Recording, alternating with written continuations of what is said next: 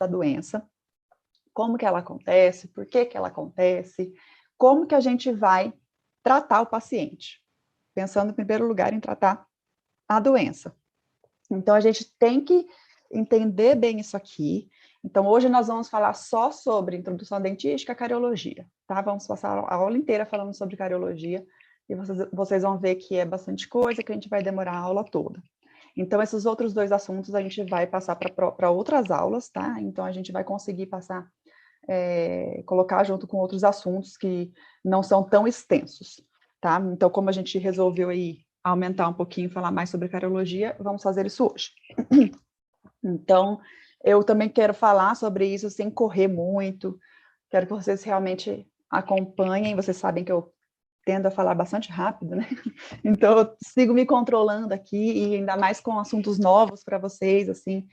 Então, a gente não quer ter muita pressa nisso aqui, não, tá? Para vocês entenderem bem esse assunto. Até porque, gente, falou de dentista, o povo já, a primeira coisa que vem à mente é cárie, né? Então, o dentista, ele precisa entender muito bem sobre a doença, saber como tratar essa doença. Então, vocês têm que sair, assim, esse semestre, porque vocês vão fazer a disciplina de cariologia também, vocês têm que sair craques em cariologia. Hoje vai ser, assim, um primeiro gostinho da cariologia para vocês, tá? Mas não tem como a gente aprofundar em tudo dentro da cariologia, porque é muito conteúdo. Tanto que vocês têm uma disciplina só disso. Tá? Mas a gente vai falar aí sobre algumas coisas que consideramos importantes de já falar agora. Muito bem, antes da gente começar a falar da doença em si, para poder começar a falar sobre dentística, que é a especialidade que a gente está tratando nessa disciplina, o nome da disciplina é Odontologia Restauradora Pré-Clínica, né? Não é dentística mais.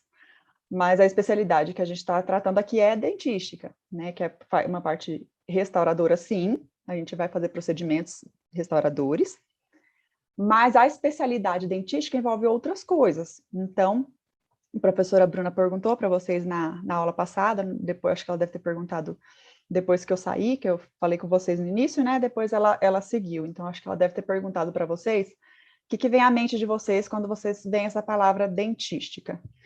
E muita gente vem à mente, resina composta, ou restauração, estética. Estética sempre se repete muito, né, quando a gente fala dentística. O que não está errado, né? Realmente a gente trabalha com resina composta, faz muita restauração, e estética é um dos lados, assim, da dentística, uma das faces da dentística. Mas não é só estética. Então, a gente acha importante já, nesse início, já trazer uma definição para vocês do que seria essa especialidade, para vocês entenderem bem, e não ficar só nessa superficialidade de que seria somente estética, né, ou só uma restauração. Então, essa definição aqui é uma definição do professor José Mondelli, que ele é um professor bastante renomado nessa área de dentística, e ele traz essa definição aqui do que seria essa especialidade, do que é essa especialidade. Quando você lê isso aqui, talvez você não entenda nem muito bem, né? Você lê assim esse conceito e fica, tá, mas o que isso quer dizer? Então, eu achei interessante a gente destrinchar isso aqui, falar sobre cada coisinha que ele está falando, para que a gente possa entender bem do que se trata essa especialidade. Então, a primeira coisa que eu acho importante a gente ressaltar nessa definição aqui é o que ele fala logo no início, de que a dentística é a especialidade da odontologia que estuda e aplica de maneira integrada. Então, essa palavra integrada é uma palavra que já a gente tem que ressaltar, porque dentística, na verdade, não só em dentística, né, em outras especialidades também, mas, como eu comentei, a gente não vai fazer apenas uma coisa, a gente vai integrar várias coisas, vários procedimentos, não apenas restauradores. E também existe uma integração de dentística com outras especialidades. Vocês vão ver ao longo do curso aí que a dentística conversa muito com a periodontia, com a prótese, muito. Então, é difícil você falar em dentística e apenas em dentística, sem também conversar com outras áreas da odontologia. Mas aqui ele está dizendo, mais especificamente, né, sobre que a dentística ela estuda e aplica de maneira integrada um conjunto de procedimentos. E aí tem procedimentos semiológicos, operatórios, preventivos, terapêuticos e educativos. Aí você talvez me pergunte já, né, o que é procedimento semiológico? Então, quando a gente não sabe alguma coisa, a gente procura aonde? No senhor Google, né? Se você der um Google aqui, que é semiologia. Semiologia é o estudo dos sinais e sintomas das doenças. Então, aqui a gente vai estudar os sinais e sintomas de algumas doenças que atingem mais especificamente os dentes. Existem diversas doenças que atingem a cavidade bucal de uma maneira geral, né? Então, lá em patologia, vocês viram muitas coisas, muitas doenças que atingem tecidos moles, principalmente, né? Na pele, vocês vão ver muitas as doenças que afetam os tecidos de suporte dos dentes, que é gengiva, osso alveolar, cemento. Então, assim, essa parte que a periodontia vai estudar, essas doenças que afetam os tecidos de suporte do dente. Na dentística, a gente estuda um pouco mais os sinais e sintomas de doenças que afetam os dentes em si. Então, a gente estuda isso. A cárie é uma das doenças que está relacionada a essas, que atinge o dente, né? Mas existem também outras que a gente vai ver. Inclusive, na próxima aula, a gente já vai falar sobre lesões não cariosas, então a gente vai citar outras coisas que levam à perda de estrutura dental, que não a cárie. E aí, a gente também vai abordar aqui em dentística outros procedimentos, que são os procedimentos operatórios em si, que são as restaurações, preventivos, terapêuticos e educativos, que é uma parte que o pessoal costuma daí nem pensar, como tá falando dentística. Só pensa na parte de operatório, que é a restauração. Mas a gente tem que pensar em prevenção, tem que pensar, sim, sempre em evitar que o problema aconteça. Tá? Isso a gente realmente quer, evitar que o problema aconteça, e não somente, chegou aqui com problema, vamos fazer uma restauração e pronto. Estética não, o quê? Perdi aqui a hora que você perguntou, Hudson. Só para eu entender aqui do que você está se referindo. Enquanto você escreve aí, me responde, eu continuo falando, tá? Então, a gente tem que pensar em prevenção em primeiro lugar, na verdade, tá? Mas a dentística vai envolver tudo isso. E o objetivo disso tudo, de todos esses procedimentos, é preservar e devolver ao dente, um órgão do sistema estomatognático, a sua integridade estrutural, funcional e estética. Então, aqui, uma palavra-chave é preservar, porque a gente vai ver, aí vocês vão ouvir muito da gente ao longo do semestre, como a gente vai sempre buscar preservar a estrutura dental. Então, tudo isso aqui, eu vou estudar a doença, eu vou aprender a fazer procedimentos, eu vou aprender a fazer uma boa prevenção, porque o meu objetivo é preservar a estrutura dental, evitar que a estrutura se perca, por isso que a gente fala muito de prevenção, para que aquele problema não chegue a acontecer, e também sua integridade estrutural, funcional e estética. Então, devolver ao dente, se ele perdeu a estrutura, eu vou devolver, e aí vai ser com um procedimento operatório, com uma restauração.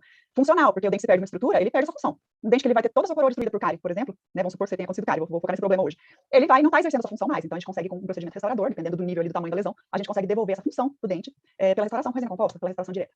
E também estética, tá? Então, estética também está nessa definição. Não está errado a gente falar em estética quando a gente está falando em dentística. A gente não é contra estética, não. A gente faz estética também, é uma indicação para procedimentos também, muitas vezes. Então, a gente vai trabalhar com estética também, tá? Mas é importante vocês entenderem que não é só isso, tá? Na verdade, essa é uma pequena parte do universo da dentística. Então, como, acho que para reforçar isso tudo, o que vocês acham que precisam ter claro na mente de vocês, é que nós somos profissionais da saúde. Já estou englobando vocês aqui como profissionais já. Então, vocês vão se formar daqui a alguns anos e vão ser cirurgiões dentistas, que é um profissional da área da saúde. Então, o nosso foco principal, ele tem que ser promover saúde para o paciente. Isso não é uma coisa que se resume lá à saúde coletiva, que fala muito sobre isso, né? Sobre promoção de saúde. Mas, na verdade, é algo para odontologia, tá? Então, não adianta pensar que, não, dentística, então só faz estética. E aí a saúde fica para outras especialidades. Não. O nosso objetivo, independente da área da odontologia que você estiver trabalhando, o objetivo é promover saúde para o paciente. Beleza? Muito bem. Então, vamos falar agora, começar e vamos ficar até o final da aula agora, falando sobre a cárie dentária, que é a principal causa de perda de estrutura dentária ainda, infelizmente. A gente ainda tem uma alta prevalência de cárie no Brasil. Em vários países, na verdade, outros menos, né, alguns menos, outros mais, mas de uma maneira geral no mundo a gente ainda tem bastante cárie dentária. E no Brasil, que é o nosso país, vamos falar aqui da nossa realidade, a gente tem ainda também uma prevalência alta. Todo mundo, se você for perguntar para qualquer pessoa que é leiga, ela sabe alguma coisa sobre cárie. E normalmente o que ela sabe é que tem a ver com higienização, porque todo mundo fala, se não escovar o dente vai ter cárie. Tem que escovar o dente para não ter cárie. E todo mundo fala isso, então é um conhecimento que as pessoas têm. E também sabe que açúcar dá cárie, é o que o pessoal fala, né, açúcar dá cárie. Então se você comer açúcar, se você não escova o dente, você vai ter cárie. Então existe algum conhecimento que já foi difundido assim, de uma maneira bastante ampla sobre essa questão da cariologia, mas ainda assim a gente vê uma prevalência muito alta. Então, apesar das pessoas terem algum conhecimento muito superficial sobre a doença, isso não leva muitas pessoas à mudança de alguns hábitos que são importantes para que a gente não tenha essa doença. Então, a gente vai falar sobre isso hoje, sobre como que a doença acontece mesmo mais detalhadamente, né, aquilo que a gente conseguir falar durante esse tempo da aula de hoje. As especificidades, gente, da microbiologia, da cárie, do flúor, como que ele age, quais os tipos de materiais que a gente vai utilizar com flúor. Eu vou citar um pouco hoje para vocês isso, vou falar mais superficialmente, mas vai aprofundar na disciplina de cariologia, provavelmente. A gente não vai ter tempo aqui hoje para ficar aprofundando em todas essas vertentes, tá? Hoje a gente vai falar mais sobre o processo, como que a doença acontece, como que ela se desenvolve, e aí focar já também na parte de diagnóstico e tratamento, tá? Que daí é o que vocês vão fazer semestre que vem, a partir do semestre que vem, lá na clínica. Então, muita coisa que eu falar hoje, você já tem que deixar isso anotado no seu caderninho aí, e você vai reler isso aí, vai estudar de novo cariologia, no início do semestre que vem, você tem que ler isso tudo de novo, lembrar porque vocês vão aplicar. E aí a gente não vai ficar relembrando coisas milhares de vezes, coisas que a gente já falou, né? Porque a gente tem outros assuntos para tratar. Então, essa definição aqui de cárie, a definição de Fedorskov, que é um autor bastante também relevante, assim, importante, renomado dentro dessa área da cariologia, e ele traz essa definição da doença como resultado da dissolução química localizada. Então, localizada, eu sei que é em algum local específico que vai acontecer essa dissolução química, essa perda mineral do dente. Por que é localizado? E aí ele fala ali logo em seguida, né? Acontece localizado numa superfície dentária, em decorrência de eventos metabólicos em um biofilme, placa bacteriana, sobre essa superfície. Então, onde eu tenho a placa bacteriana, naquele local, por isso localizado, é que eu vou ter alguns eventos metabólicos, a gente vai falar sobre o que é isso, né, ao longo da aula, e aí vai levar a uma dissolução química, que é uma perda mineral do dente. Tá? Então, aqui a gente já tem como conceito aqui importante é que a gente precisa de uma placa bacteriana sobre o dente para poder acontecer essa perda mineral. Então, não é algo assim que o paciente ele tem uma dieta que a gente chama de cariogênica, então ele vai ter cárie, então é tudo no dente dele, todos os dentes dele tem cárie. Não, isso aí você sabe que não, né? Porque desde quando você é criança, que você vai lá no dentista, quando tem alguma lesão de cárie, a pessoa fala, tá com tantas cáries, costuma falar, né? Tá com tantas cáries, 3 cáries. Então, não é algo assim generalizado, ele vai ser localizado aonde tem um acúmulo de placa bacteriana. Certo? Esse estudo aqui, estudo de Home, eu trago ele para vocês, porque não tem como falar de cariologia e não comentar sobre esse trabalho. Ele é um estudo muito importante dentro da cariologia, ele marcou bastante essa área, porque ele trouxe um conhecimento importante para a compreensão de como que a doença acontece, da importância da alimentação no desenvolvimento da doença, da cárie. Então, hoje a gente tem muita compreensão sobre a doença, tudo é com base em pesquisa científica, né? Tudo que a gente sabe foi com base em pesquisas. E essa pesquisa foi uma pesquisa que trouxe um conhecimento importante sobre a doença. Porém, era uma pesquisa que é bastante controversa por questões éticas. Hoje em dia seria impossível ser realizada uma pesquisa como essa e inaceitável também, porque vocês vão entender, vou explicar como que ela foi feita. Mas até eu digo impossível porque hoje em dia para fazer pesquisa com seres humanos ou com órgãos de seres humanos, então se eu for fazer uma pesquisa com dente, mesmo que já seja dente extraído, uma pesquisa de laboratório, a gente precisa de autorização das pessoas que eram as donas daquele dente. Então, o paciente que estava fazendo lá a extração do dente por algum motivo, que já tinha indicação para extração, ele precisa autorizar que aquele dente seja utilizado para pesquisa, porque o dente é um órgão humano, né? Então, tudo que envolve seres humanos precisa passar pelo comitê de ética em pesquisa com seres humanos. Com animais também tem lá os comitês de ética em pesquisa com animais, enfim. Mas é tudo bem diferente hoje em dia para a proteção dos participantes da pesquisa. Porque senão, antigamente, a gente via gente que extraía dente sem ter indicação só para fazer pesquisa, ou coisas horríveis, né? E vocês vão ver que esse estudo aqui era algo bem horrível também que aconteceu ali em 1954. Então, esse estudo, na verdade, ele durou vários anos. 1954, acho que foi o ano de publicação desse artigo, né, resultado desse estudo. E o que eles fizeram? Eles queriam, era na Suécia que aconteceu, tá? Eles queriam compreender algumas coisas sobre o desenvolvimento da doença cárie. Então, eles queriam dar certos alimentos para os participantes da pesquisa e ver como a doença ia acontecer, tá? E aí, então, o que eles estavam fazendo? Eles estavam criando lesões de cárie nos pacientes ali, dando alimentação com bastante açúcar e simplesmente assistindo aquilo ali acontecer e vendo como é que ia ser, tá? Então, eticamente, hoje, já não seria aceitável de maneira alguma. E o que piorava um pouco a situação, para nossos, né, hoje que a gente tem uma compreensão diferente, é que os participantes da pesquisa eram todos pacientes com deficiências que estavam morando lá no instituto, bancado pelo governo. Então, esses pacientes que têm deficiências, eles não tinham condição de entender o que estava acontecendo, de fazer uma escolha, né, se eles queriam ou não participar daquele estudo, né, de pesar se aquilo era vantajoso para eles ou não. Se tivessem essa consciência, eles com certeza optariam por não participar. Mas, naquela época, que eles acreditavam que essas pessoas, por terem essas deficiências, eles eram subhumanos e que eles tinham uma dívida com a sociedade, com o governo, porque eles moravam nesse instituto que era bancado pelo dinheiro do governo. Então, submeteram estes pacientes, né, nessa pesquisa aí. Então, o que eles faziam? Só uma observação. Hoje em dia, é permitido fazer pesquisa com pacientes com deficiências, mas a gente tem que ter a autorização do responsável, e ainda assim, o comitê de ética em pesquisa, a gente precisa ter um termo explicando muito detalhadamente tudo que vai ser feito, como que esse paciente será protegido, porque jamais seria autorizado, mesmo com o consentimento de um responsável, não seria autorizado a gente criar lesões de cárie, como fizeram nesse caso aqui nos pacientes, e ver aquilo acontecer simplesmente, né? Pelo contrário, hoje em dia, se você vai fazer pesquisa com um ser humano e você vai avaliar cárie, por exemplo, você tem que garantir que eles receberam o tratamento, né, no momento em que verificar qualquer coisa, então é bem diferente hoje em dia. Ajudaram o processo da odontologia, olha que coisa boa. Então, por isso que esse é um estudo que a gente cita, porque foi importante, apesar de toda a questão ética ser assim um absurdo mesmo, contribuiu com o conhecimento, isso realmente contribuiu. Então, nos trouxe muito conhecimento sobre a doença que antes não se tinha muita certeza de como que era, então acabou contribuindo com isso. Por isso que a gente, né, usa esse conhecimento até hoje. Então, como que eles fizeram? Para vocês entenderem como era. Inicialmente, acho que foram uns 2 anos, a primeira etapa, a primeira fase da pesquisa. Nessa primeira fase, os pacientes eles recebiam uma alimentação com pouca quantidade de açúcar e eles não recebiam lanches entre as refeições. Então, eles faziam as principais refeições, lá umas 3 refeições por dia, né? E não tinha lanchinho, vários lanchinhos durante o dia. Durante esse período, eles observaram que a maior parte dos pacientes, quase 80%, não desenvolveu nenhuma lesão de cárie nova. Né? Então, eles observaram isso aí durante os 2 anos. Depois, eles foram para uma segunda etapa da pesquisa, em que eles dividiram os pacientes em vários grupos. Então, esses grupos diferiam em que alimentos eles recebiam. Então, um grupo, ele recebia um suco com açúcar, várias vezes ao dia. E aí, eles começaram a introduzir essa alimentação várias vezes ao dia entre as refeições principais. Então, suco com açúcar. O outro grupo era um outro alimento. E aí, tinha um grupo que era com balas, sabe aquelas balas bem grudentas? Uma bala que gruda na superfície do dente quando você come. Então, eles davam essas balas bem grudentas mesmo, com sacarose, com açúcar, e caramelo, sabe? Esses alimentos que ficam são bastante pegajosos. Jujuba, exatamente, é tudo esse alimento pegajoso. Eles falam lá que eram balas e caramelos, mas é tipo isso. E aí eles observaram, isso também várias vezes ao dia, tá, gente? Uma frequência alta. Eles observaram que rapidamente, principalmente nesse grupo que tinha os alimentos bastante pegajosos, a quantidade de lesões de cárie começou a aumentar muito, e bem rápido. Tá? Nos outros também aumentou, eles estavam recebendo esses alimentos com açúcar, mas não eram alimentos que ficavam tão grudados, presos no dente ali, né? Então, eles viam ali que nesse grupo surgiu bastante lesão de cárie. Esse grupo era feliz, pelo menos, comendo doces? Você vai ver que não, porque olha daí o que acontecia. Era feliz na hora que estava comendo doce, né? Mas aí depois surgiram as lesões de cárie. E aí o que eles faziam? Alguns pacientes recebiam tratamento, aqueles que colaboravam mais, eles recebiam tratamento. Fazia lá a restauração. Alguns, na verdade, muitos dentes eram extraídos. Às vezes nem tinha indicação para extrair ainda, mas eles extraíam que era mais fácil. Né? Às vezes os pacientes não colaboram tanto para fazer uma restauração, então eles simplesmente extraíam os dentes. E o pior de tudo é que os pacientes que são menos colaboradores, né, os que não deixavam mexer na boca, e esses pacientes com deficiência, muitas vezes eles não conseguem deixar mesmo, porque eles não entendem que aquilo vai ser para ajudar, né? Ele tá sentindo dor, e aí vem alguém querer mexer na sua boca. Então esses pacientes, eles simplesmente ficavam sem tratamento nenhum, eles deixavam pra lá, mesmo eles sentindo muita dor. Porque dizem que dor de dente dói muito, né? Dor quando a pessoa tem cárie. Eu nunca cheguei a ter uma cavidade de cárie pra saber, mas todo mundo que já teve, conversem aí com quem já teve, talvez na família de vocês. Tem muita gente mais velha, assim, que tinha, na época, muita lesão de cárie por falta de conhecimento, né? E eles sofreram a vida inteira no dentista, porque era dor de dente, aí ia ao dentista, já tava com o dente com uma cavidade muito grande, sofria. Então, não, eu nunca tive cavidade de cárie, acredita? Olha que exemplo de dentista. Então, não sei o que é a dor de dente, não. Não era realizado em pessoas normais, esses estudos. Então, esse estudo, que foi um estudo bastante importante aqui, foi realizado com esses pacientes, quem é? E pacientes com necessidades especiais. Eu acredito que na época não tinham estudos assim com pessoas que não tinham deficiências, porque ninguém aceitava participar de um estudo desse. Quem que aceita, né, participar de um estudo, quem tem compreensão, quem tem capacidade de decisão, né, opta por fazer parte de uma pesquisa dessa em que vão criar cavidade de cárie na sua boca, né? Então ninguém jamais aceitaria. Isso se torna a pesquisa também mais ainda horrível do ponto de vista ético, né? Então já que ninguém vai querer, vamos pegar esses pacientes aqui que não são nem humanos, são sub-humanos, é o que eles consideravam. Então, é bem cruel, né? Quando eu era criança já tive, mas eu não sentia dor, ainda bem, né, que você não chegou a sentir dor, porque dizem que realmente foi... realmente é muito dolorido, né? Então, eles deixavam esses pacientes ali sofrendo porque simplesmente não colaboravam, né? Pacientes assim, alguns você precisa de sedação mesmo para conseguir fazer tratamentos, porque eles não deixam. Então, eles deixavam o paciente lá sofrendo e aí fica por isso mesmo, tá? Então, horrível, né? Mas, o que a gente consegue o que a gente conseguiu aprender, né, com esse estudo, como que ele contribuiu para o nosso conhecimento da cárie? Reforçou ali o que a gente já tinha, né, naquela época, você tinha algum conhecimento sobre o açúcar, mas não tinha nada comprovado cientificamente. Então, com essa pesquisa, com esse estudo, eles conseguiram comprovar que realmente a dieta que tem açúcar, ela está associada ao aumento da cárie, das lesões de cárie, e também a frequência de consumo de açúcar e a consistência desse alimento também influencia no desenvolvimento da doença. Tá? Então, isso é uma informação importantíssima, viu, gente? Nessa questão da frequência, porque vai até nos ajudar hoje, como que a gente vai fazer o tratamento da doença com os pacientes, isso é muito importante. Tá? Então, daqui a pouco, mais para o final da aula, eu vou falar sobre esses tratamentos, como que a gente vai instruir, a gente vai voltar a falar disso. Certo? Então, esse quadro aqui, gente, não é um quadro, é um gráfico, posso chamar de gráfico? Não sei se está certo chamar isso de gráfico. Mas aqui a gente tem informações importantes sobre fatores que eles estão associados ao desenvolvimento da doença. Quando a gente fala de cárie, existem muitos fatores que podem aumentar o risco da pessoa a desenvolver a doença. Isso não quer dizer que a pessoa vai ter a doença, tá? É um mapa mental? Então tá, então vou falar um mapa. Eu só perguntei isso agora na última turma que eu tô dando essa aula, né? Então, todas as outras eu falei um gráfico, mas então um mapa mental. Então, a gente tem vários fatores aqui que vão aumentar o risco da pessoa desenvolver a doença, mas não quer dizer que a pessoa vai ter, se ela tiver ali esses fatores ali, né? Se ela se encaixar nesses grupos aqui. Então, vamos analisar por partes. A gente tem alguns fatores que seriam os fatores determinantes, que é o que eu preciso ter para que a doença aconteça. O que eu preciso ter? Dente, para atacar um dente, né? Preciso ter dente. Preciso ter placa bacteriana, que é, então, tá falando aqui de depósito de micro-organismos.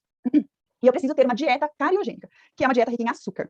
Tá? O açúcar é o grande vilão mesmo quando a gente fala em cárie dentária, e principalmente a sacarose, porque existem vários tipos de açúcar. A gente tem glicose, galactose, frutose, mas a sacarose é o pior. Daqui a pouquinho eu falo por quê.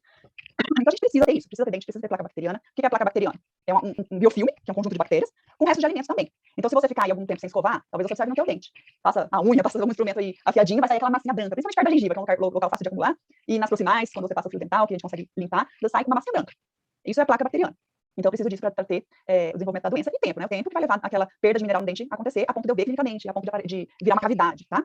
A gente tem outros fatores que também vão ser importantes. Por exemplo, saliva. Então, a gente tem fluxo salivar, taxa de fluxo, né? E composição da saliva. A saliva, gente, ela, nessa questão de taxa de fluxo aqui, no fluxo salivar, ela faz até uma limpeza mecânica nos dentes.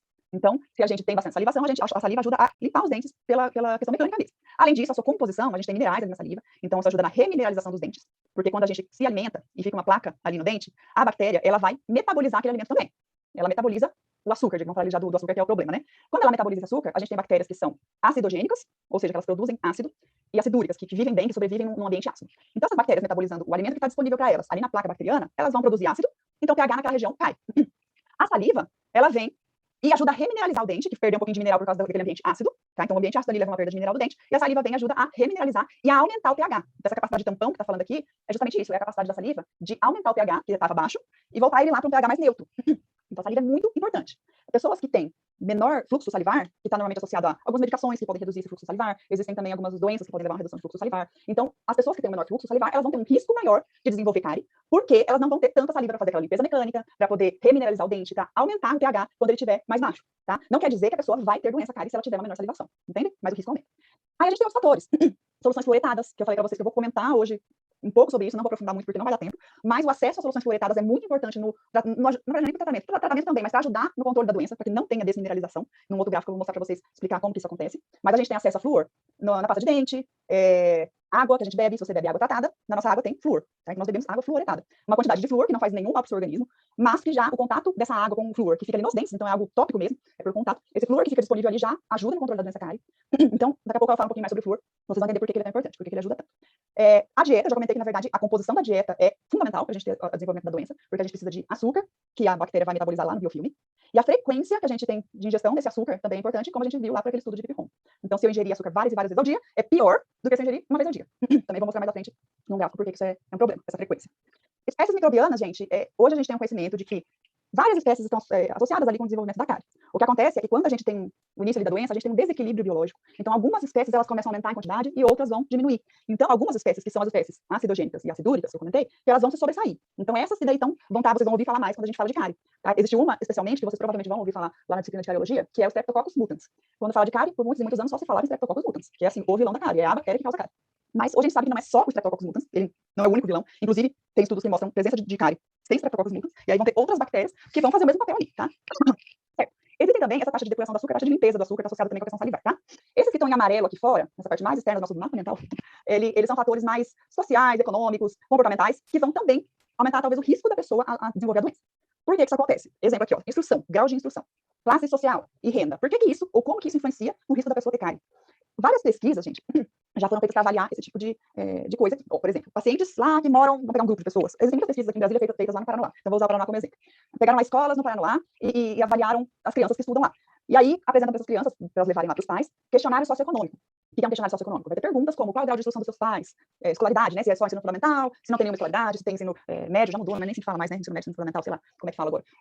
Ensino superior completo, enfim, a pessoa vai preencher. Renda familiar, E aí, se tem acesso à água só de poço, ou como é que é? Então, essas perguntas estão nesses formulários. E aí o aluno lá, a criança responde, traz de volta, e eles avaliam também clinicamente a boca desses pacientes, dessas crianças. E aí, em várias pesquisas já foi observado isso, de que quanto menor a renda familiar, quanto mais baixa a classe social e menor o nível de instrução, maior o risco da pessoa ter cárie. Então, as pessoas que tinham menor renda, que tinham menor classe social, menor instrução, tinham mais lesões de cárie. Tá? Então, a gente sabe que é um fator de risco. Por que é um fator de risco? Porque a pessoa que não tem muita instrução, ela não vai ter hábitos para poder controlar a doença. Então, a pessoa não tem instrução, por exemplo, de que a frequência de ingestão de açúcar é um problema.